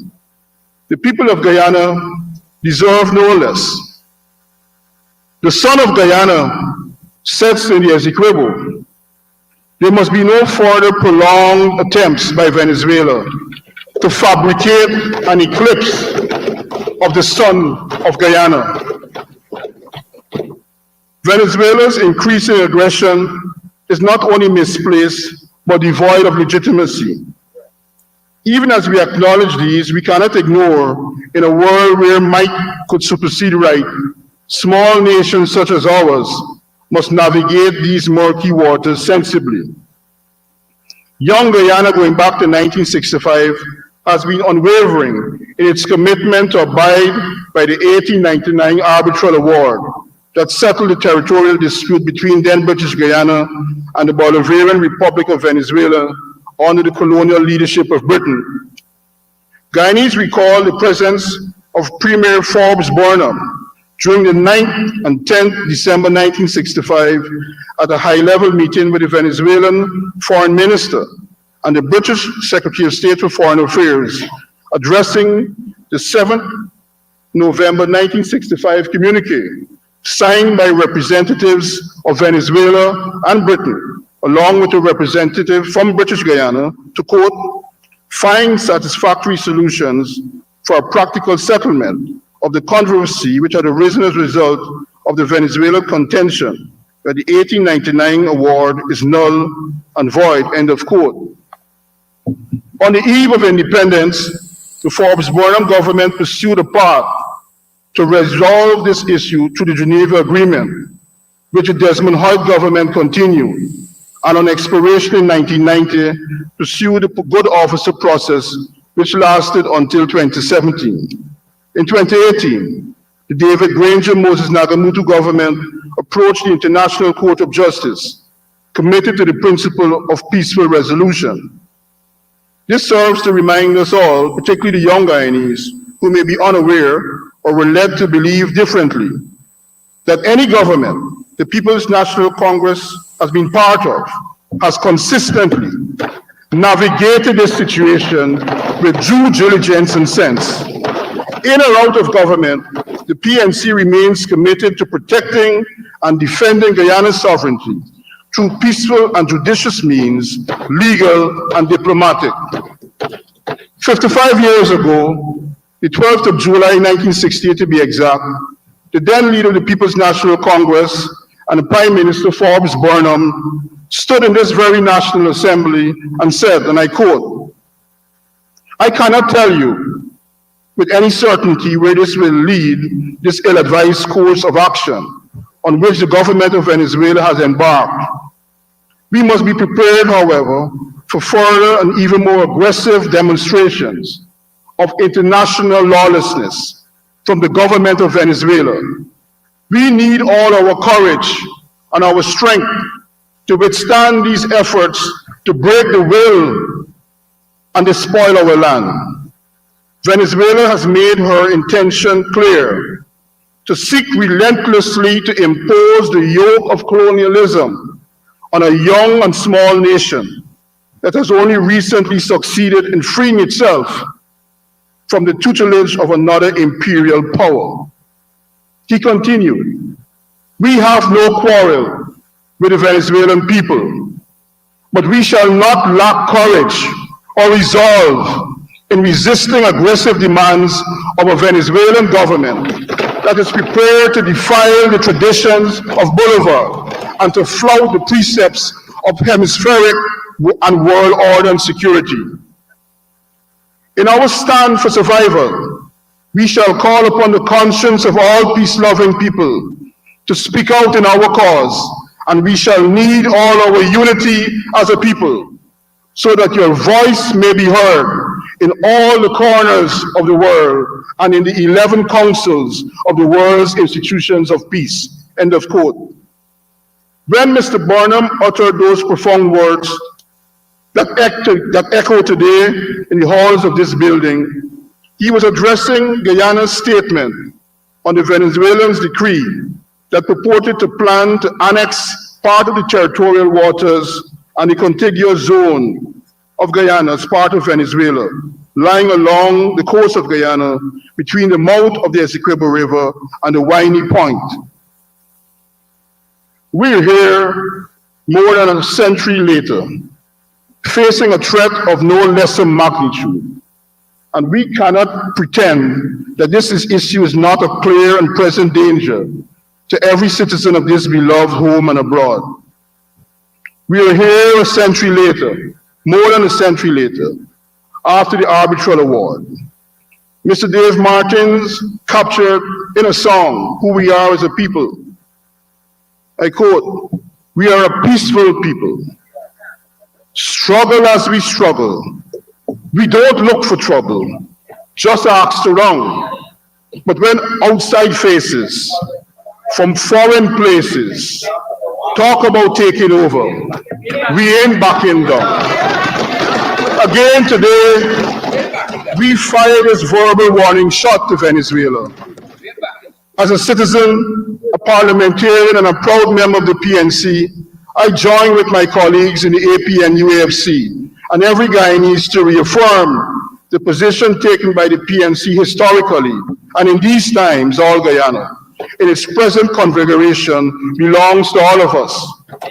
We accept the 1899 Arbitral Award as the final settlement of the dispute between Great Britain and the Bolivarian Republic of Venezuela on the matter of the border.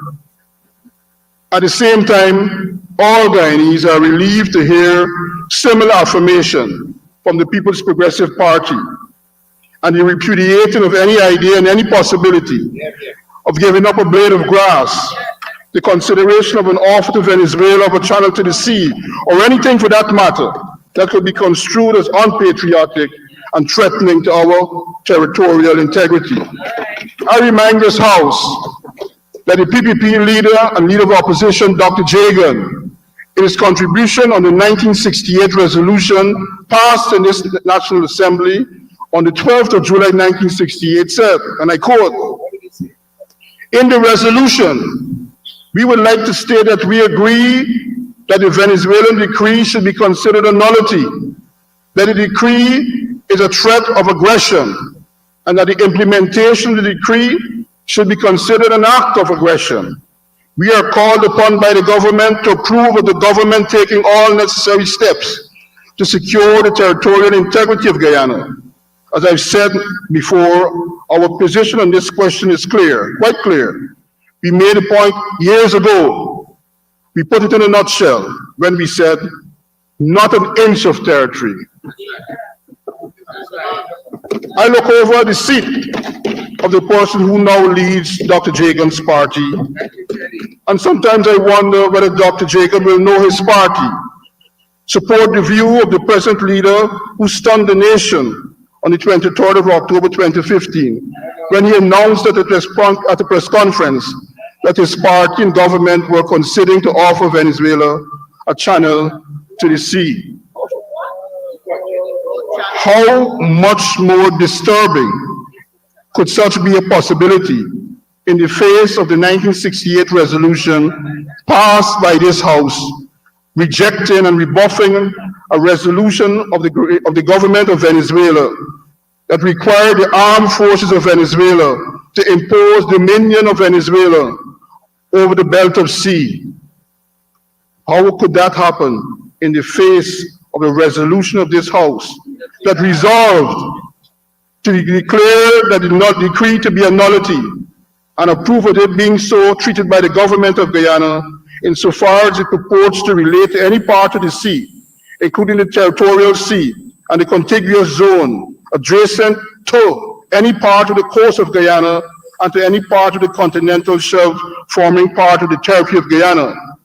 When the House passed a resolution to condemn the said decree as constituting an act of aggression against Guyana and as similarly likely to endanger the international peace and security, that denounced that act as an act of aggression against Guyana, done contrary to the Charter of the United Nations, and an attempt by the government of Venezuela to implement the said decree over part of the sea, including the territorial sea and the contiguous zone adjacent to any part of the coast of Guyana.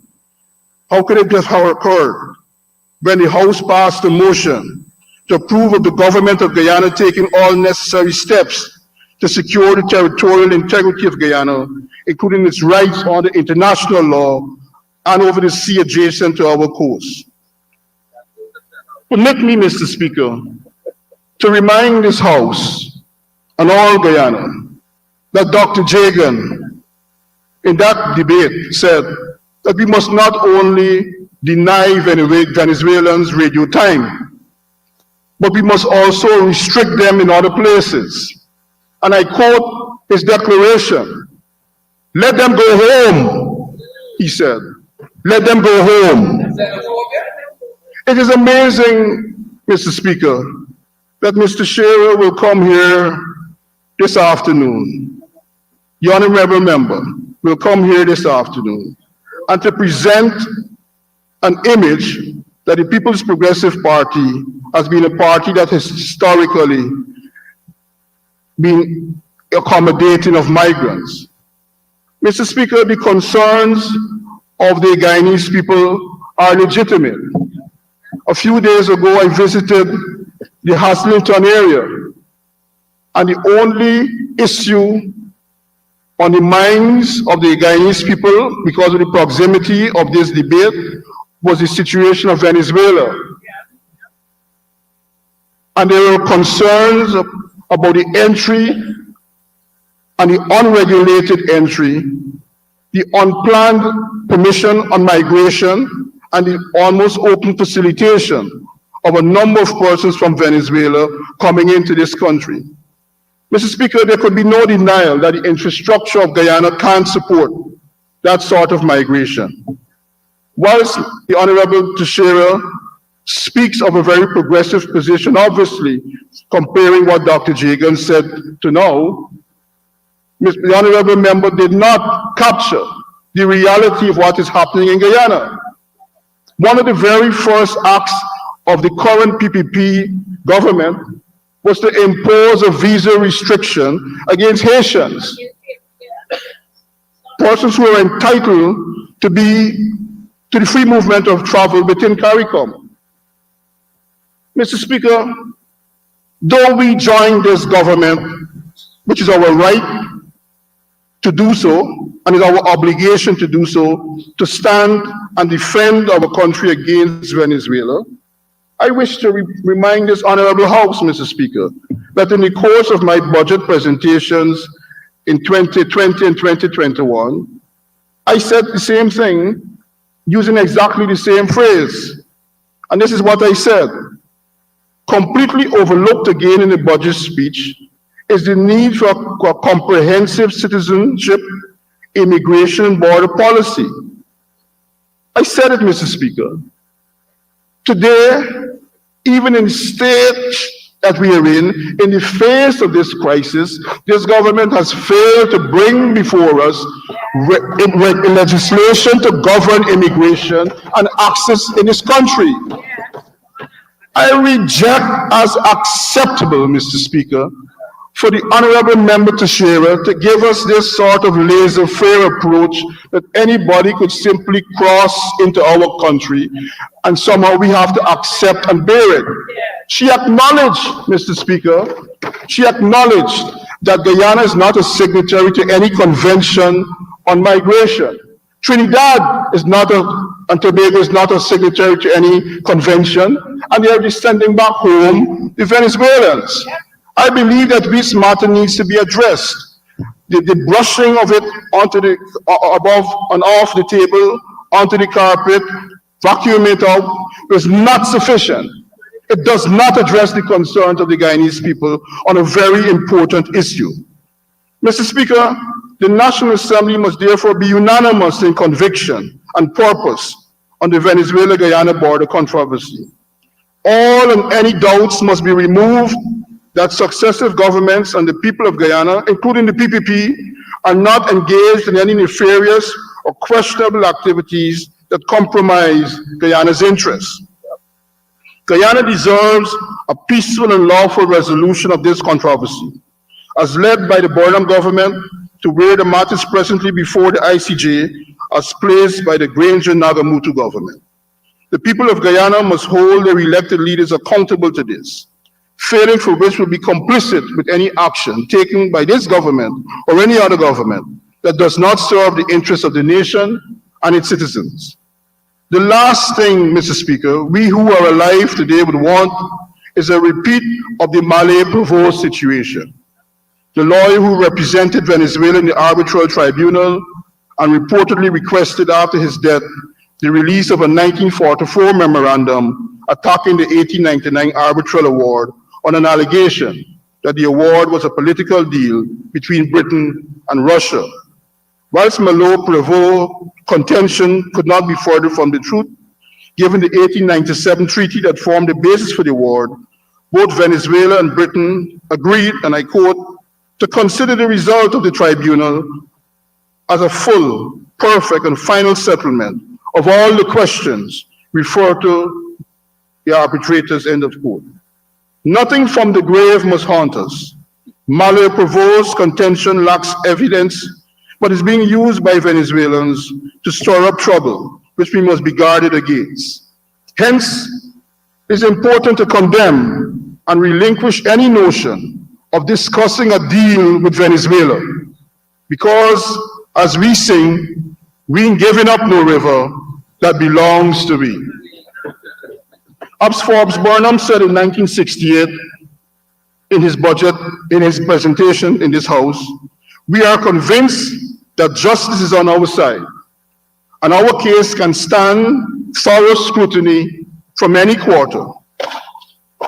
Having addressed our attention to the issue of reaffirming our commitment to the peaceful and legal resolution to the border controversy and the condemnation of Venezuela's aggression, I turn my attention to the internal management of the state. Guyanese are reminded that the strength of our external defense lies in the cohesion within the state. The disquiet and the rumblings of Guyanese in this oil-rich and the world's fastest growing economy are increasing. Guyanese are growing intolerant with the pervasive social, economic, and political injustices, particularly when they are entitled to fair treatment. Of this government must be reminded that the turning of a blind eye, pretending that there is no societal dysfunction, could lead to grave consequences. We are of one people, one nation, one destiny. And every Guyanese must feel that he or she has a stake in this beloved country and will be treated with dignity and respect. This is where sometimes the government and our party don't seem to share the same beliefs. We believe in the national motto, not a misguided, visionless, poorly executed one Guyana policy, which is not only myopic, but anti-national, unpatriotic. It feeds internal divisions and external forces to exploit in the furtherance of their national interests. It is important for this House to record and for all Guyanese to know that whilst we stand in solidarity with the government and all Guyana on this motion, we will take a momentarily brief pause on our continuous argumentation on this side of the House in relation to the discriminatory management of the state, the continued abuse of public servants and teachers, and unionized workers' rights to collective bargaining. For a moment, we will take a break from our argumentation in relation to the demolition of the guardrails of democracy and the government's apparent determination to create a one-party state. For a moment, we will stand back from President Ali's violation of the Constitution and the contempt of court for not ruling or not participating in... Honorable member, you will have to withdraw that reference to President Ali. Mr. Speaker, I withdraw it. We will not stand for the violation of the Constitution and the contempt of the court on the substantive appointment of the Chancellor and Chief Justice. The court ruled on the 26th of April 2023 that any protracted or further delay in complying with Article 127(1) of the Constitution is inimical to the independence of the judiciary as set out in Article 122 of the Constitution. For a moment, we will take a break, Mr. Speaker, from complaining and standing up against the demolition of homes. We will take a break today because we stand together for all Guyana in relation to the failure to provide equitable allocation of resources across the country. For a moment, we are concerned and remain concerned about the issue of poverty and the failure of the government to reduce it in a systematic manner. The government's continuous collapse of the education sector, where more than half of the children in the world's fastest growing economy are not literate. Mr. Speaker, we take a break today and join the government in support of this motion, despite the failure to provide proper health services across the country and the inability to provide a basic medication to those in need. Mr. Speaker, we take a break today just for a moment, just for a pause, from continuing to address the issue of the lack of accountability in the management of the oil sector and its proceeds, and the allocation of contracts to the tune of billions of dollars to PPP's friends, families, and favorites.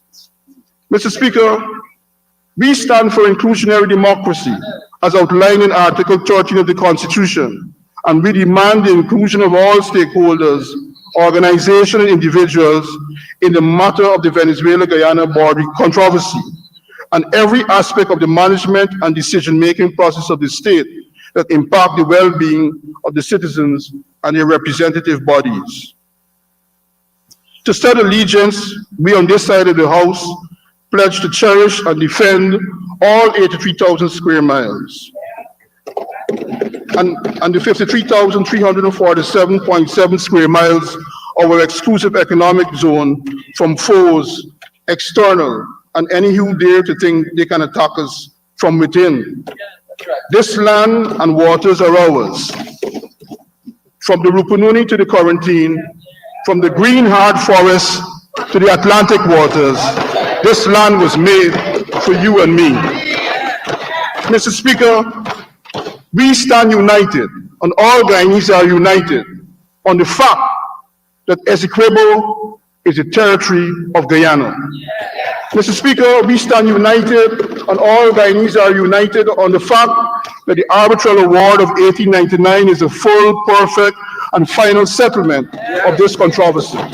Mr. Speaker, we stand united, and all Guyanese are united on the fact that the jurisdiction of the International Court of Justice is the only legitimate forum for the clarification of this controversy. Mr. Speaker, I say Guyanese are united. For, as Forbes Burnham said on the 17th of July 1968 in his presentation to this House, when this House agrees unanimously, it is the voice of the majority, the overwhelming majority. Mr. Speaker, the PPP therefore has a duty to partner with our side of the House, our party, and civil society as a whole, and sincerely fight for this land, its institutions and symbols of state, the welfare of each citizen, and everything under Guyana's skies. Political leaders must show the world that in this moment, in this time, when issues required putting the Guyanese people first and putting the Guyanese nation first over self, we stood up and we delivered. Mr. Speaker, I stand on and affirm the immortal words of Forbes Burnham, who said in this House, as I previously referred to in that speech, and I quote, "We are agreed that Venezuela, notwithstanding whatever friendships there may be at the social and personal levels, is an imperialist aggressor.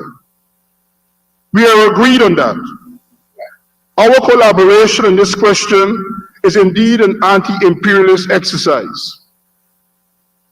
In the final analysis, Mr. Speaker, even if we have no friends with weapons, or be prepared to supply us with weapons, or assist us with weapons, we Guyanese people have faith in ourselves.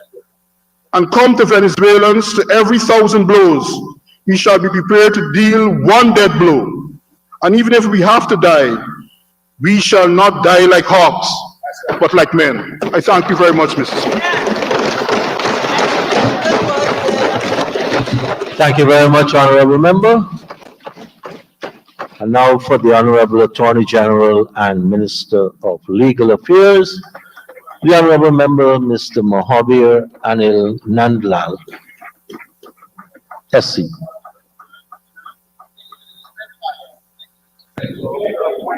Thank you, Mr. Speaker.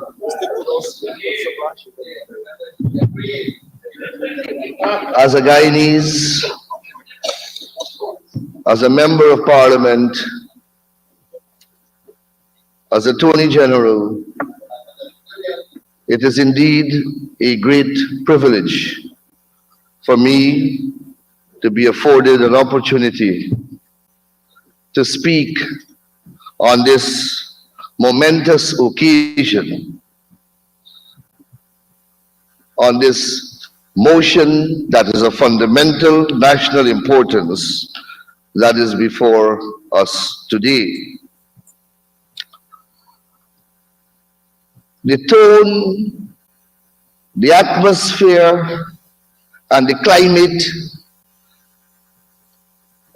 that ought to have governed and has, in the main, permeated the debate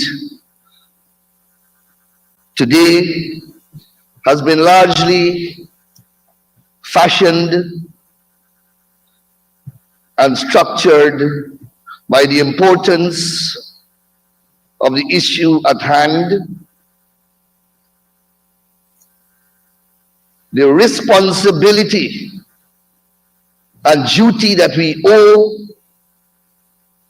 to this nation state as her children,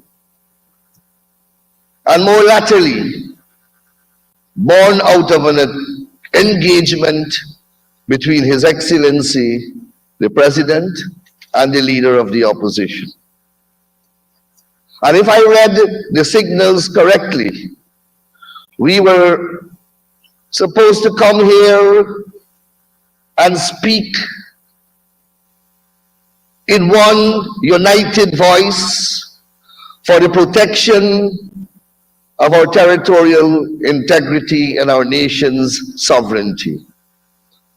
We had agreed by common sense and decency and political pact. We agreed to suspend all rancor, rhetoric, and petty politics. And as I've said, in the main, we have observed that. And where we have departed, where we have faltered, on behalf of the people of Guyana, I offer them our apologies. There are two things that I want to say quickly, simply because it is wrong to leave them on the record. I don't wish to traverse what the honorable member who preceded me said on many matters, but there are two things that are simply too dangerous to leave on the public record. One is the allegation that a PPP leader made certain statements that would lend to the interpretation and inference that we are ceding territorial sovereignty to Venezuela. I want to reject that contention absolutely. And there is another contention that I want to traverse. And it is that my distinguished elder, the Honorable Madam Gail Teixeira, in advocating in accordance with international law the fair treatment of those who come to this land as refugees, is something, when we did it, we committed some error and somehow compromise our position on this question of sovereignty. All we are doing, as articulated by the Honorable Gail Teixeira, is complying with international law. And those who lack the strategy or the intellectual depth to appreciate that if ever there is a moment in our history when we must demonstrate our compliance with international law, it is now. It is now. We cannot invoke international law in our protection, in our aid, when we trample upon international law when the occasion presents itself. Having put those matters to rest, I will now move to the text of my presentation. Your Honor, permit me to begin with Article 2 of our Independence Constitution, emulating, of course, the path already traveled by my distinguished colleague, the Honorable Minister of Foreign Affairs. That document in Article 2 declares the territory of the state as comprising the areas that immediately before the commencement of the Constitution, that is, before the 26th of May 1966, those areas of the territory that was British Guyana is now Guyana. And that is the fundamental declaration from our supreme law and our most supreme legal instrument giving birth to the nation state of Guyana. For the purpose of this debate, the boundaries of this landmass, which we know as Guyana, were conclusively and lawfully carved out since the turn of the 20th century in 1905. So from this manifestly settled position, stretching over 100 years, how then have we arrived at this place today, where Guyana faces an existential threat of conquest of nearly 2/3 of that very territory by the Bolivarian Republic of Venezuela? And this is the issue that I want to interrogate. And in so doing, permit me, Mr. Speaker, because I will run the risk of traveling path already treaded by speakers before me. But I've chronicled my own understanding of this historical narrative, attaching to it my own emphasis and my own nuances, which I believe are important to place on the record of this assembly. In the second half of the 19th century, a dispute regarding the location of the boundary between Venezuela and then British colony of British Guyana arose. The United States took Venezuela's side in the dispute based on its Monroe Doctrine, by which it opposed territorial claims by European colonial powers in the Americas. Tensions rose to such a level that the United States even threatened war against Britain, but diplomacy prevailed. I pause here to remind that this was the time when America-US hegemony was being birthed, nurtured, and engendered. It was the time of the Monroe Doctrine, the Manifest Destiny, and Roosevelt's corollary.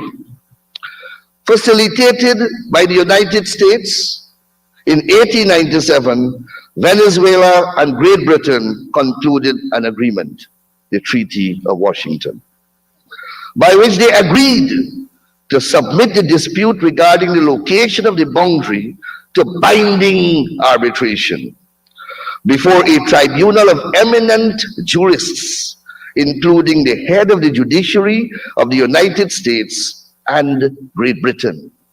And this entire process was consensual, and Venezuela sat and participated at every step of this process.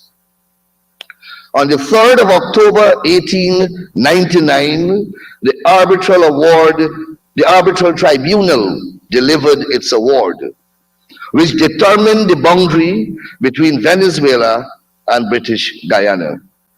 The 1899 award was the culmination of arbitral proceedings during which the respective territorial claims of Great Britain and Venezuela were addressed at great length and in detail by distinguished legal counsel representing the two states, including many thousands of pages of written submissions and more than 200 hours of oral hearing before that tribunal. Under the terms of the Treaty of Washington, Great Britain and Venezuela agreed that they would, and I quote, consider the result of the proceedings of the Tribunal of Arbitration as a full, perfect, and final settlement, unquote, of all matters referred to the tribunal. Indeed, history has recorded Venezuela as interpreting the award as favorable to them and celebrated it as a victory. And indeed, it was. They won the arbitral award. They, in the main, got almost everything that they were asking for. The Honorable Minister of Foreign Affairs gave you the landmass and its comparative size to the entire Guyana, which they were able to secure from that arbitral award. And they rightly celebrated it as their victory.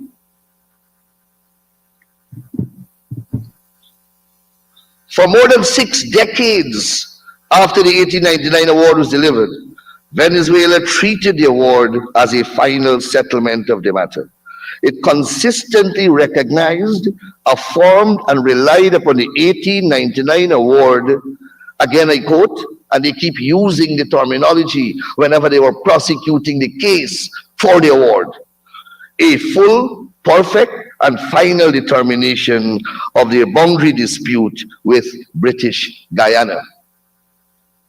During that 60 years, they published maps, they signed international documents, they published stamps, and we have before, in our case at the ICJ, a bundle of exhibits of all Venezuela's national expressions, embracing, recognizing, affirming, and reaffirming that boundary in accordance with the arbitral award.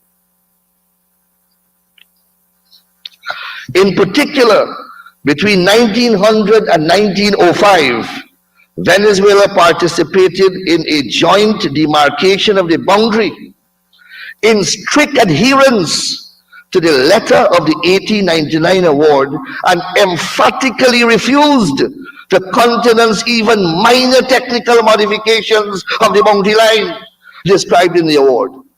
They were the one, during the demarcation of the boundary disputes, of the boundary with Brazil in particular. It is the award, and in the negotiations with Brazil, they were unprepared to cede an inch from that award, the letter and spirit of that award. Venezuela proceeded to formally ratify the demarcated boundary in its domestic law. So it went to Parliament and it passed its domestic laws now, incorporating as part of the corpus of the laws of Venezuela the pith and substance of that arbitral award. And thereafter published official maps which depicted the boundaries following the line described in the 1899 award. In July 1928, Venezuela concluded a boundary agreement with Brazil that expressly confirmed the trijunction point of the boundaries of British Guyana, Venezuela, and Brazil as described in the 1899 award. Consequently, it means that in the laws of Brazil now, that award is entrenched, it is recognized, and it is asserted as part of the demarcation tool by which that trijunction boundary was ascertained. So not only in Venezuela law, you have it in the laws of Brazil as well.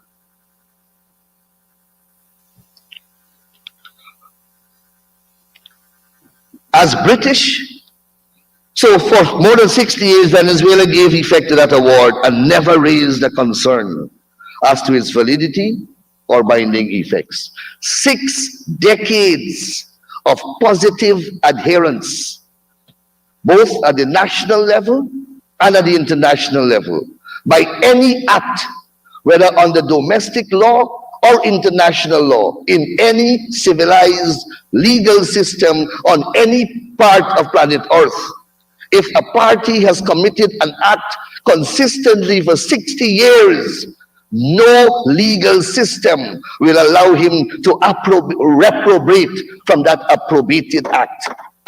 And there's a question of principle of law, both at the international level and at the national level. And that is the hurdle, one of the many hurdles that they have to face.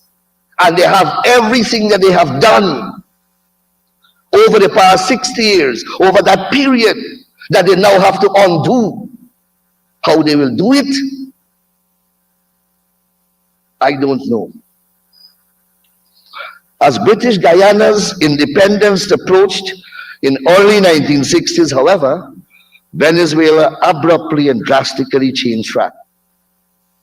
After more than half a century of recognition, affirmation, and reliance, Venezuela sought to repudiate the 1899 award for the first time.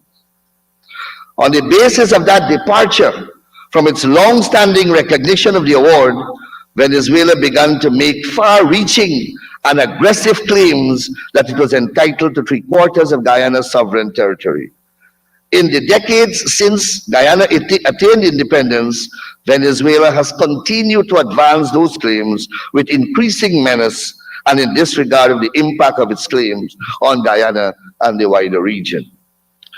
Venezuela's words have been reinforced by aggressive actions, including unlawful occupation of Guyana's sovereign territory, interception of vessels in Guyana's territorial waters, and various other actions designed to interfere with and prevent economic development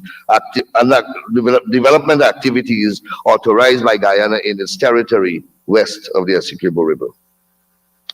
Venezuela's contention of nullity on the eve of Guyana's independence set in train a protracted process during which Venezuela was given every opportunity to explain, investigate, and substantiate the allegations underlying its new contentions, including by appointing a panel of experts to review previously confidential archival materials relating to the 1899 award. They were given another opportunity when they made this allegation for the first time to go back into the records, review it. They hired a team of experts and come up with something of substance. Despite this extensive investigation, Venezuela was unable to produce any documentary evidence to support its contention that the arbitral award or any of its members acted improperly in carrying out their mission to determine the boundary between Venezuela and British Guyana. Nevertheless, Venezuela persisted with its claim that the award was null and void due to such alleged impropriety. On the 17th of February, 1966, the government of the United Kingdom, Venezuela, and British Guyana concluded the Geneva Agreement.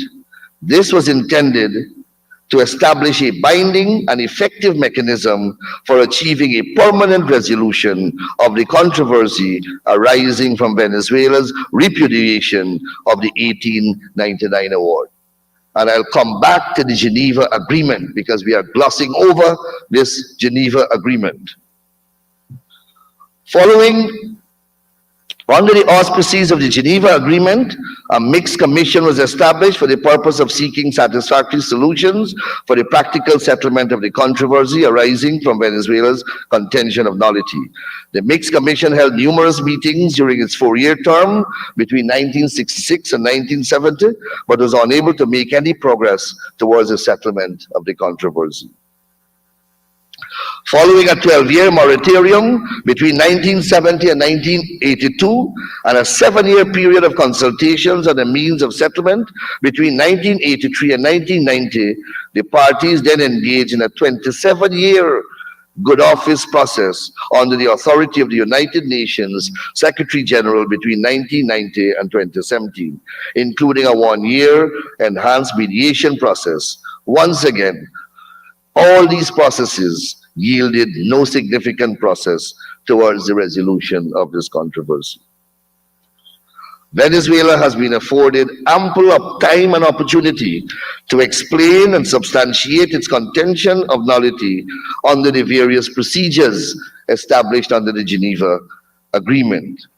In the 6 decades since it first formally sought to question the validity of the 1899 award, nevertheless, it has adduced no evidence that is remotely capable of substantiating its claim that the award was the product of coercion, collusion, fraud, or some other nullifying factor.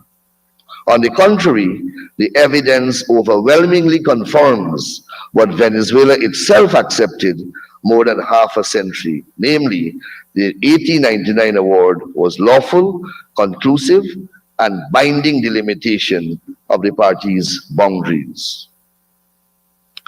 And I want to digress here a little to investigate with you this sudden change after 60 years by Venezuela. How did it evolve and originate? On the 14th of December 1960, the United Nations General Assembly passed a resolution, number 1514, titled the Declaration on the Granting of Independence to Colonial Countries and Peoples. This historic resolution called upon all colonial powers, inter alia, to respect the right of self-determination of their colonized people, including the right to choose independence from colonial rule. 1 year later, on the 18th of December 1961, the Premier of British Guyana, Dr. Chenny Jagan, petitioned the Special Political and Decolonization Committee of the General Assembly to support the political independence of his country. In response, the UK informed the General Assembly that it would soon hold a constitutional conference on the independence of British Guyana. Within 1 month of Dr. Jagan's petition, on the 15th of January 1962, Venezuela delivered a memorandum to the United States Department of State in Washington, indicating that it would bring its complaint to the attention of the UN General Assembly to delay British Guyana's independence and calling for negotiations with the United Kingdom to reach agreement on a new border with British Guyana. The memorandum to the US Department of State took pains, and I want you to pay careful attention now because you will see how Venezuela is shifting its case within its case. The memorandum to the US Department of State, that's the memorandum from Venezuela to the US Department of State, took pains to make it clear, however, that Venezuela, quote, was not questioning the legality of the arbitral award, unquote. This is what the US State Department said on the matter. And I quote, "Inasmuch as Venezuela has long cherished the aspiration of having the 1899 arbitral award revised, it felt obliged to put its aspirations on the record of the United Nations. Venezuela was not questioning the legality of the arbitral award. I repeat, Venezuela was not questioning the legality of the arbitral award, but felt it was only just that the award should be revised, since it was handed down by a tribunal of 5 judges, which did not include on it any Venezuelans." That was their false contention. They're not challenging legally, but 60 years after they participated in the composition and constitution of the tribunal, they come now belatedly to say no Venezuelan was on that tribunal, and on that basis they are objecting. I continue, yes, as my friend is reminding me, they nominated the people who sat at the tribunal. I continue with the quote. "Venezuela believes that the 2 British judges and so-called neutral Russian judge had colluded in arriving at a decision to support the British claims. and only valiant actions by the two US judges prevented the award from recognizing the extreme British claim. This is after they won. They won. For these reasons, Venezuela considers the award to have been inequitable and questionable from a moral point of view. Unquote. From a moral point of view. Despite Venezuela's assurance to the United States that it was not questioning the legality of the 1899 award, just 1 month later, it changed its position and did exactly that. In a letter from its permanent representatives to the United Nations, Dr. Carlos Sosa Rodriguez, to the UN Secretary General UTANT, dated 14th of February 1962, Venezuela declared for the first time that, quote, it cannot recognize an award that was the result of a political transaction, unquote. The basis of Venezuela's claim that the 1899 award was the product of political compromise arose out of a memorandum allegedly drafted on the 8th of February 1944 by Venezuela's counsel in the arbitral proceedings. Now here is where the basis for where they got this belief and change of mind from. It was from a memorandum that the lawyer who participated in the case 40 years ago, he wrote something, put it in an envelope, and said that it must not be opened after he died. It will be noted that this was some 45 years after the award. The document was only made public in 1949, a month after the death of the author. I think it's my distinguished colleague, the Minister of Foreign Affairs, pointed out that it was so conveniently structured that the maker of the document cannot be questioned or could not have been questioned. And I'm learning that the original document cannot be found. So this was an edict that was coming from a grave, in essence. It made a bizarre allegation that the Russian chairman of the tribunal essentially conspired with British judges to give more land to Great Britain, and in exchange, Great Britain would allow Russian influence in the hemisphere. No documents were cited in support of this allegation, and no other supporting evidence whatsoever produced or referenced. Naturally, the British government emphatically rejected Venezuela's 1962 contention at the United Nations and made it abundantly clear that this matter was already settled by the arbitral award of 1899, and consequently that the frontier had already been demarcated by the Boundary Commission jointly appointed by British and Venezuelan governments and recorded in an agreement signed on the 10th of January 1905.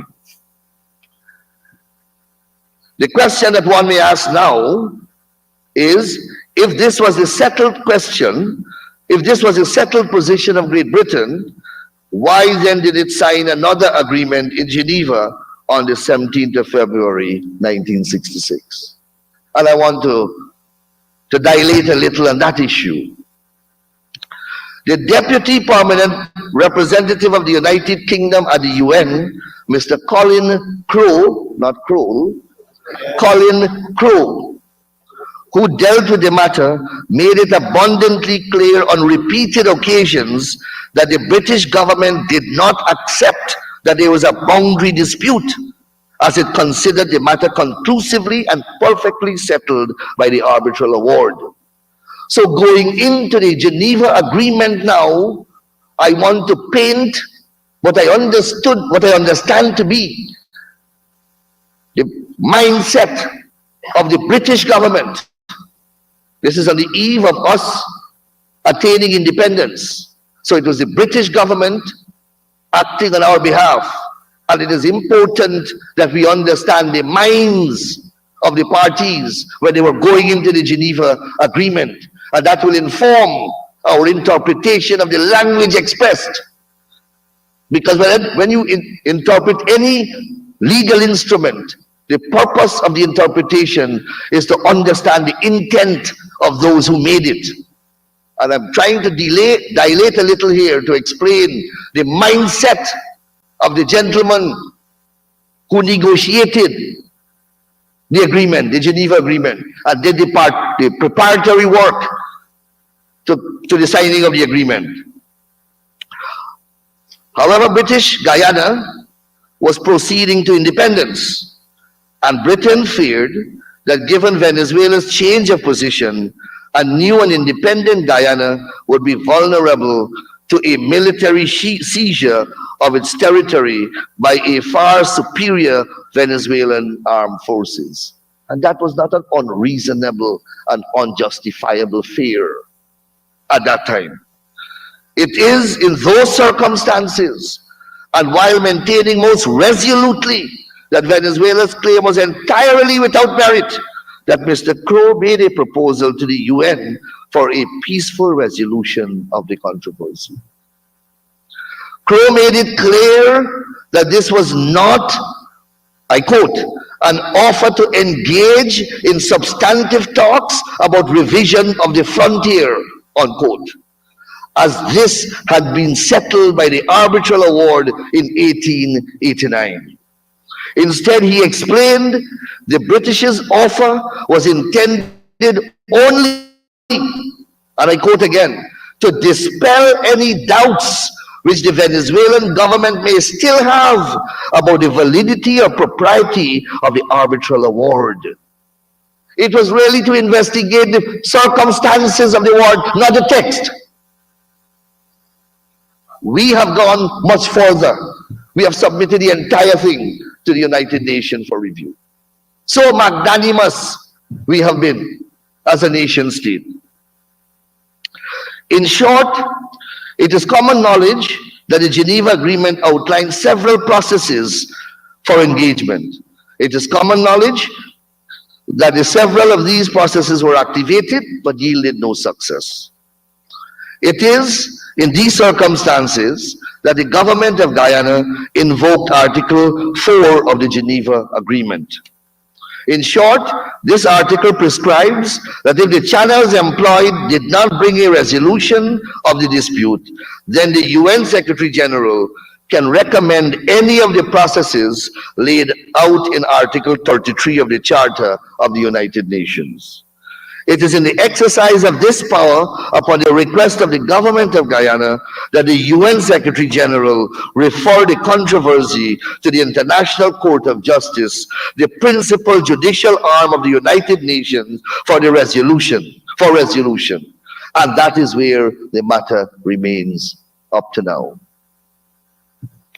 As a member of the United Nations, and by virtue of the Charter of the United Nations, which has the force of and is recognized as part of that corpus forming international law, Venezuela is bound by the Charter and by decisions of the United Nations. It is also bound to comply with and accept the jurisdiction of all UN organs, including the International Court of Justice, save on very limited grounds. As an expression of sovereignty, it can refuse to submit to the jurisdiction of that court on those limited grounds. Those grounds do not exist in this case.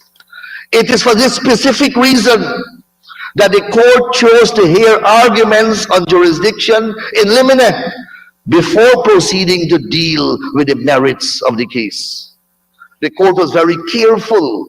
It was dealing with a sovereign state that has a right, as an expression of its sovereignty, not to submit to an international tribunal on certain stated grounds. The court allowed a hearing to take place to fully ventilate that issue before it made its ruling. This jurisdictional question was thoroughly interrogated by the court. Venezuela first refused to participate, but eventually did.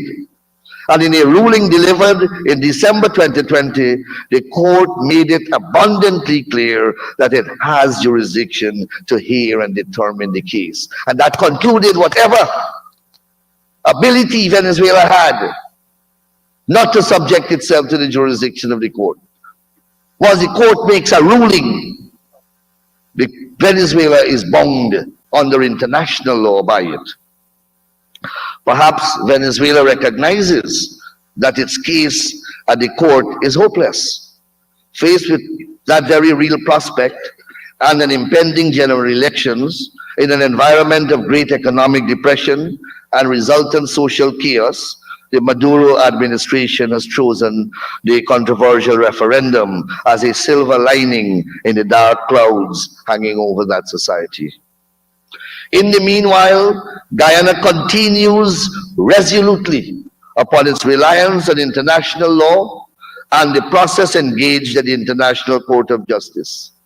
Additionally, we have been able to secure from some of the most powerful voices in this hemisphere expressions of support and solidarity.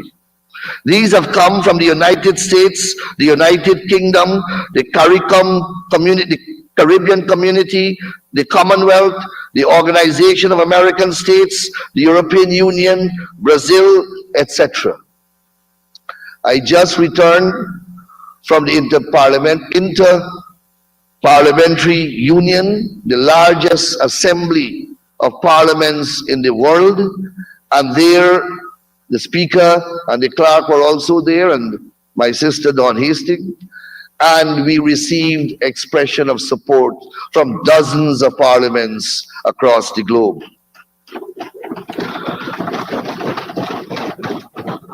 I take this opportunity on behalf of the government and people of Guyana to offer our most profound gratitude to all these organizations and the many people across the globe who have stood with us in this moment of tribulation. I wish to offer them also our warmest congratulations for standing on the side of the rule of law, diplomacy, justice, and peace. It is now common knowledge that Guyana has approached the International Court for certain interim measures. Anyone familiar with the curial process would know that a party in a litigation has a right to seek appropriate legal remedies interlocutorily if the other party in the litigation is taking steps that can defeat, compromise, or render nugatory the legal proceedings itself and or its final outcome. At the same time, every court has a duty to protect the integrity of its process and proceedings before it. In short, it has an inherent and unmitigating duty to prevent its process from abuse. Guyana is of the considered view that the impending referendum slated for the 3rd of December 2023 is intended to and will compromise the legal proceedings pending at the International Court of Justice, if not subvert the legal process altogether and prejudice its outcome. And that is why we are approaching that court. I have elucidated the historical evolution of this controversy in such detail with the hope that every citizen of Guyana, here and abroad, can acquaint themselves with the material facts and become fully engaged on the developments surrounding this controversy. As a government, we hope the National Assembly, without its usual rancor, but speaking in unison with one voice, will send that clear and present signal that this is not an issue upon which we are or can be divided, but one on which we are unconditionally united. The existential nature of this threat, of the threat at hand, leaves us with no alternative. Similarly, we expect a deepening engagements among all national stakeholders on this matter of fundamental national importance.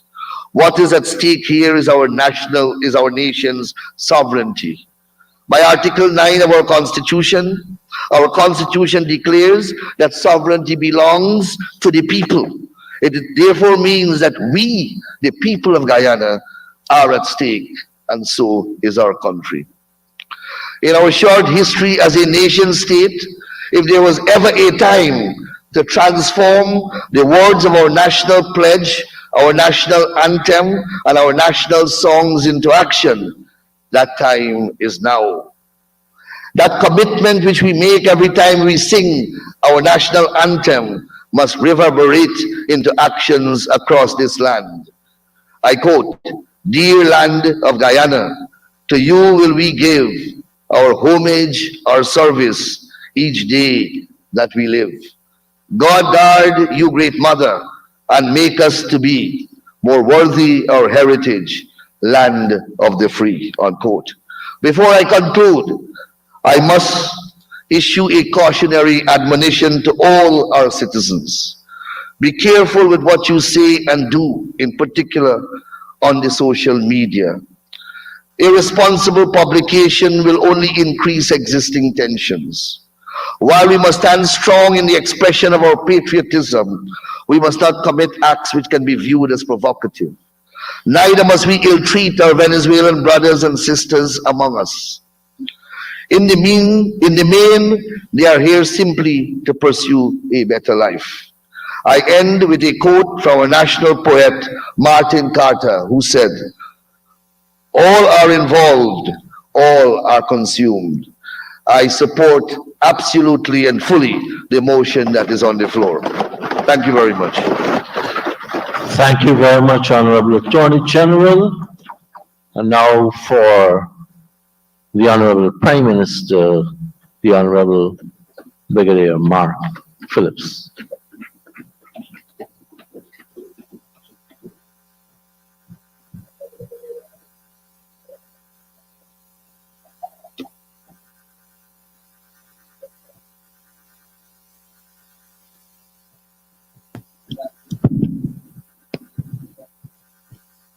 Mr. Speaker, I stand on all protocols previously observed.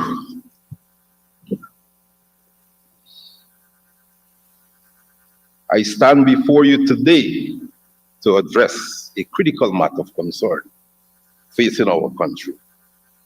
A matter that threatens our sovereignty as a nation and which has plagued our history for more than a century, as you would have heard before from the previous speakers.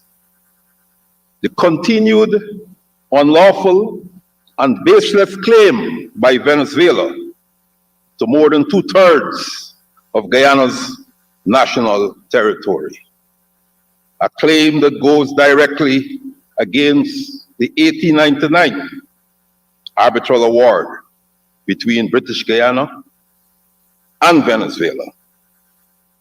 Mr. Speaker, I submit to you at the start of my discourse this afternoon that Essequibo belongs to Guyana. And Mr. Speaker, I would like to say it in Spanish. So, President Nicolas Maduro, known as Compañero Maduro, understand me clearly. Essequibo pertenece a Guyana. Essequibo pertenece a Guyana. Essequibo pertenece a Guyana. Loud and clear to Compañero Maduro. Mr. Speaker, Venezuela's appeals to peace and international law are those of an aggressor with evil intent. They are not real. Mr. Speaker, I wish at this stage to compliment our Foreign Service officers and our officers and ranks of the Guyana Defense Force and the Guyana Police Force for keeping us secure as a nation in the observance that diplomacy being our first line of defense. They have acquitted themselves well. And we can stand here today and say Essequibo belongs to Guyana. because of the work of our Foreign Service officer, because of the work of our police force and Ghana Defense Force in securing our borders and defining aggression 24/7 for us. Mr. Speaker, 2,500 years ago, the historian and military general Thucydides, writing on the Peloponnesian War, said, and I quote, "Right as the world goes is only in question between equals in power, while the strong do what they can and the weak suffer what they must." End of quote. Mr. Speaker, today in 2023, that does not apply because we have the United Nations. The United Nations to which all states, over 200 states, that is, belong, and which is supposed to mediate relations between and among them in the spirit of multilateralism.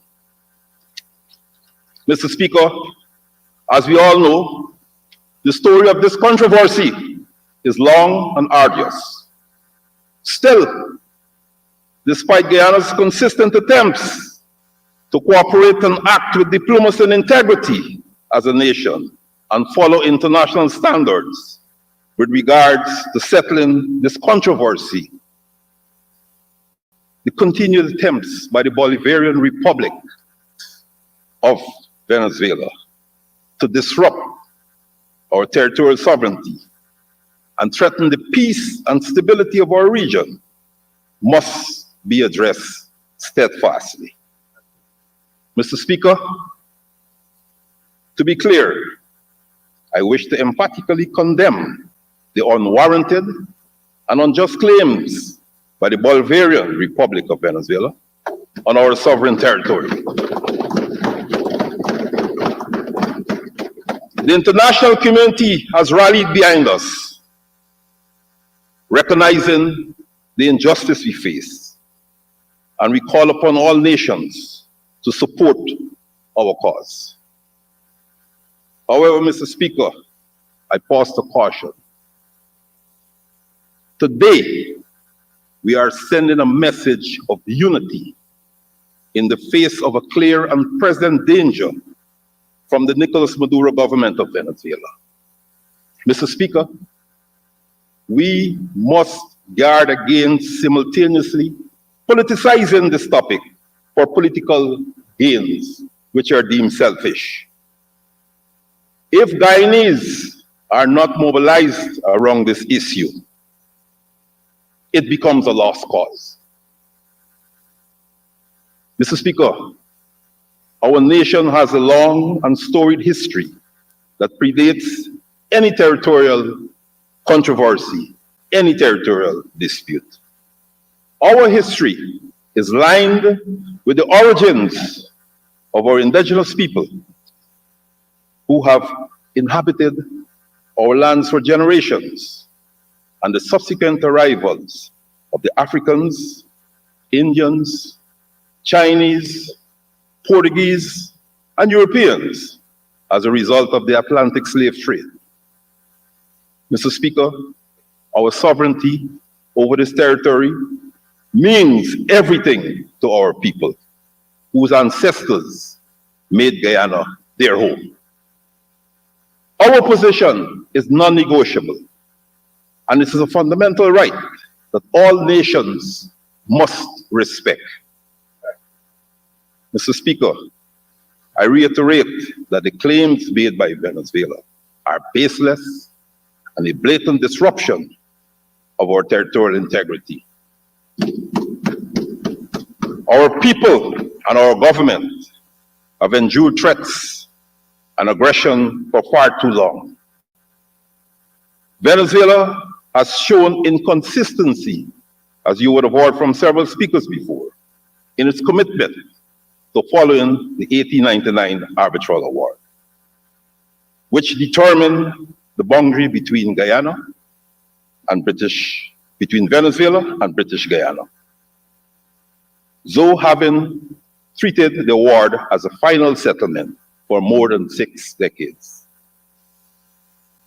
Then in 1944, Venezuela invoked a secret memorandum purportedly authored by Severo Maleprevo, a junior member of Venezuela legal team at the 1899 Arbitral Award, and has since made continued actions to question the award despite its initial acceptance. Guyana's willingness to cooperate was evident in the Geneva Agreement between British Guyana and Venezuela, and I quote, to resolve the controversy between Venezuela and the United Kingdom of Great Britain, Northern Ireland, over the frontier between Venezuela and British Guyana, end of quote. Our cooperation was further evident in the good offices process of 1990 to 2017, as you heard before, conducted by the United Nations Secretary General to find a solution to the matter. But in 2018, UN Secretary General Antonio Guterres determined that the good offices process has not resolved the territorial dispute between Guyana and Venezuela. And thus, Mr. Speaker, Venezuela's determination to uphold conflict persists. Mr. Speaker, when the Secretary forwarded the matter to the International Court of Justice to determine the validity of the claims, Guyana dutifully filed a request with the ICJ in that regard. Venezuela's claim at that time was that Secretary General Guterres had exceeded his authority, the same authority that has been relied upon and trusted for 27 years during the good offices process, and further refused to recognize the ICJ's jurisdiction. Mr. Speaker, Guyana continued to follow the rule of law and invoke Article 53 of the ICJ statute, allowing the court to rule in their favor if only one party failed to participate. In December 2020, the court established its jurisdiction in the case. It set deadlines for the submission of legal documents by both parties. And in June 2022, Venezuela raised a preliminary objection to the admissibility of Guyana's claims, leading to a suspension of proceedings. Guyana responded in July 2022, and oral arguments were heard in November 2022.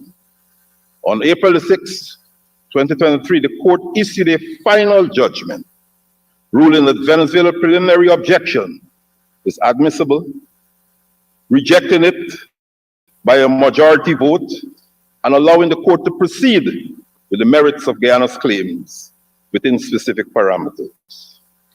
The court also set a deadline for Venezuela to submit its counter-memorial by April the 8th, 2024. Recognizing the increased aggression by Venezuela, Guyana received resounding international support on this matter, including from the United States of America. We are well aware, Mr. Speaker, that in this current time, much of Venezuela's contention stems from Guyana's growing oil and gas industry, following the world-class oil discovery in Guyana's territorial waters. Venezuela's claim includes the waters off the Essequibo coast, where much of those oil discoveries exist. In its most recent development, Venezuela's unlawful persistence is seen in the unanimous approval by Venezuela's National Assembly for a national referendum slated for December the 3rd, with a list of 5 questions that it intends to put before the people of Venezuela to support its claim over our territory. Continuing along the lawful and respectful path, Guyana, in October, filed a request with the ICJ for an intervention against this action, as it seeks to support Venezuela's intention to continue to bypass international law. Guyana is thankful for the ICJ intervention through a public hearing slated for November the 14th. Mr. Speaker, we want to emphasize that Venezuela's refusal to accept the 1899 award and its ongoing hostile actions and insistence on acting in opposition to the award's provisions erode the fundamental principles of international law. Upholding these principles, Mr. Speaker, is crucial for preserving global peace, security, and stability. The stubborn and malicious persistence of Venezuela towards Guyana's territory has seen the international community, represented by numerous nations around the world, voicing their unequivocal support for our cause. In a statement made in September, the Caribbean community voiced deep concerns regarding Venezuela's threat to use force against Guyana's licensed operations in its water, describing it as a violation of international law and at odds with the Latin American and Caribbean region's commitment to maintaining our region as a zone of peace. CARICOM also expressed its concerns over Venezuela's plan for a referendum on its territorial claim and expressed optimism that Venezuela would engage fully in the ICJ's process. CARICOM reiterated its steadfast support for Guyana's sovereignty, territorial integrity, and legitimate right to develop its resources peacefully. Mr. Speaker, the Commonwealth expressed its solidarity with Guyana and CARICOM, affirming concerns about the upcoming referendum. The Commonwealth also strongly emphasized its support for the rule of law and Guyana's sovereignty and territorial integrity in its statement. The 5 referendum questions, particularly question 5, which suggests the creation of a Venezuelan state in Guyana's Essequibo region, are viewed as violations of international law, leading to heightened tensions and jeopardizing regional peace. The Commonwealth also reiterated its endorsement of the ICJ's legal process and encouraged Venezuela's participation, as the referendum goes against the principles of peaceful conflict resolution. Mr. Speaker, in a recent address at an extraordinary special session of the Permanent Council within the Organization of American States, I took the opportunity presented to me to once again emphasize the direct threat that Venezuela's claim poses to Guyana's sovereignty and territorial integrity. During that event, Guyana received strong backing, including a clear reaffirmation from the OAS Secretary General, Mr. Luis Almagro, in favor of a peaceful resolution to the dispute in alignment with international law, a commitment that Guyana has consistently upheld. Additionally, member states of CARICOM, the United Nations, and our neighboring country, Brazil, reiterated their support and called for a peaceful resolution of this issue. Mr. Speaker, Support was also provided by the European Union's ambassador to Guyana, who also expressed confidence in the ICJ's authority in settling this matter and urged parties to avoid unilateral actions that could escalate the situation. Mr. Speaker, we deeply appreciate the solidarity and understanding demonstrated by these and other international bodies. Their unwavering confidence in pursuing a lawful and peaceful path, along which the recognition of the ICJ's jurisdiction is a clear endorsement of the shared values of justice, fairness, and the rule of law that unite us all.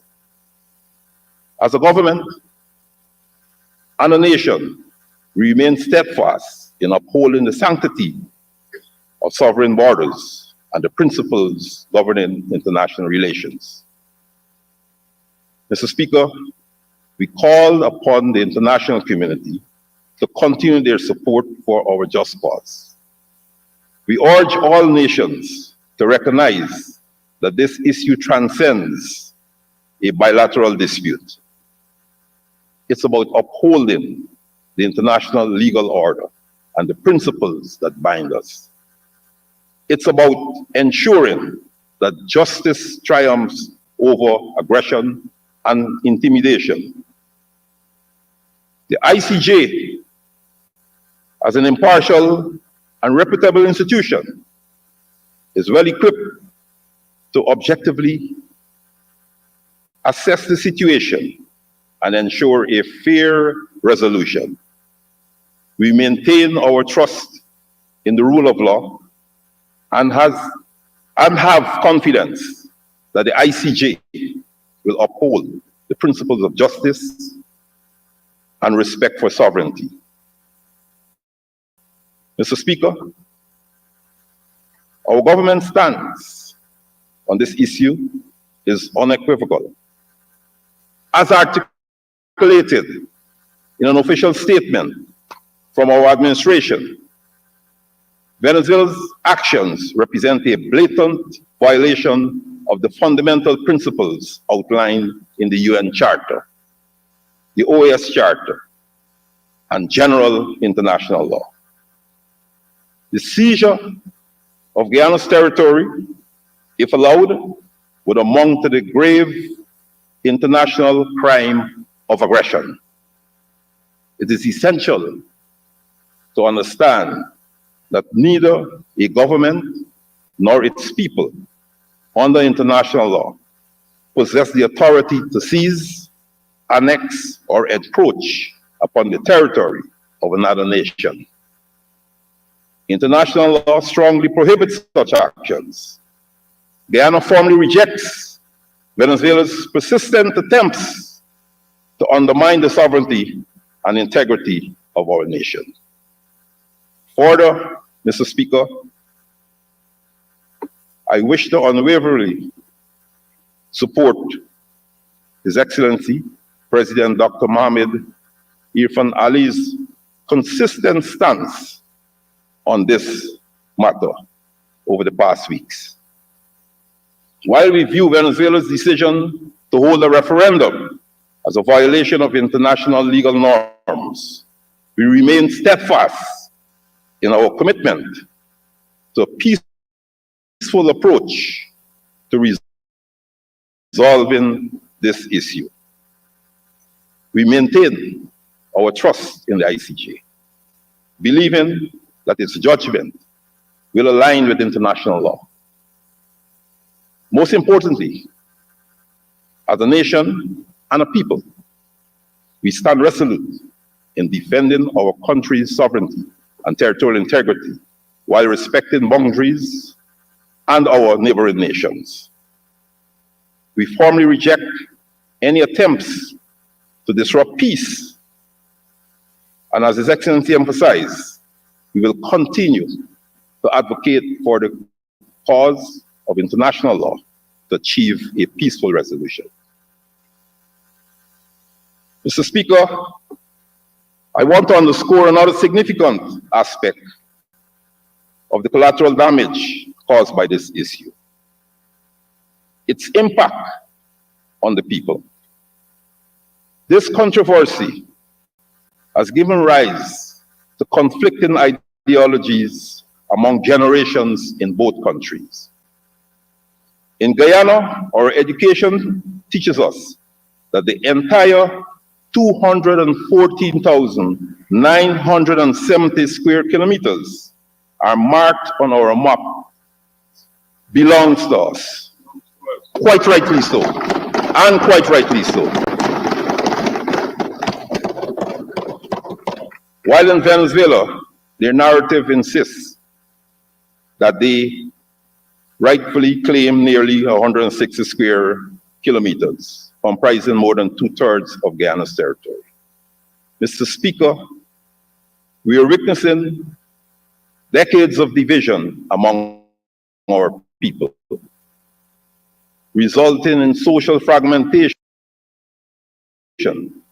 contradictory narratives. This in turn has adverse effects on economic development and investments between our neighboring nations. It is a conflict that incites geopolitical tension that can affect regional stability and international relations.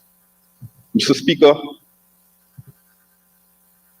the endurance of this controversy has been excessive, and Venezuela's unrelenting pursuit of unfounded territorial claims not only insults our nation, but also undermines the cherished principles of justice and sovereignty held by the international community. Guyana vehemently denounces Venezuela's actions with the utmost strength and urges the global community to stand by us as we pursue a peaceful and equitable resolution through the International Court of Justice. Mr. Speaker, there must be no, and I quote, Bolivarian peace diplomacy, end of quote, in our diplomatic language with Venezuela. There must be no resume legal behavior between us and Venezuela. President Ali would not have to sit down to negotiate with Venezuela, according to Delcy Rodriguez, whether we want it or not. That will not happen. Mr. Speaker, the matter is before the International Court of Justice. Time for negotiation is over. That's right. Mr. Speaker,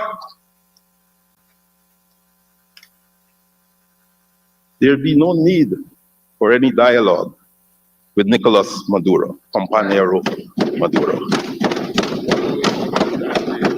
There will be no meeting, not now, between Compañero Maduro and President Ifan Ali. Mr. Speaker, Essequibo is no board island. No concessions, true bilateral. No to invasion, no to annexation, and other acts of aggression. Let the ICJ rule. Let the ICJ be the judge and deliver a final judgment on this controversy that has outlived its usefulness to both the peoples of Venezuela and Guyana. Mr. Speaker, Guyana remains a democracy. And if Venezuela is a democracy too, then Compañero Nicolas Maduro must face his electorate and defend his government's successes in righting the socioeconomic conditions that led to over 7 million Venezuelans seeking betterment by running out of Venezuela to every other South American country. Compañero Maduro must not be allowed by the international and regional communities to use Guyana's Essequibo as a rallying point or as a clarion call for his re-election in 2024. Essequibo belongs to Guyana and Guyanese only.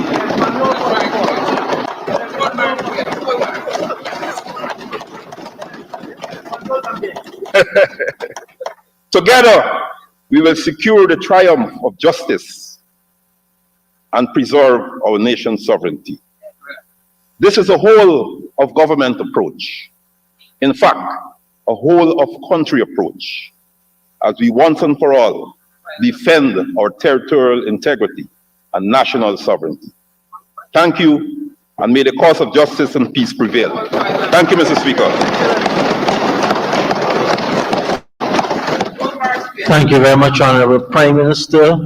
Honorable members, I think every one of us would want to hear all of the presentations in its entirety. So let's take a short 10-minute break and come back with the Leader of the Opposition.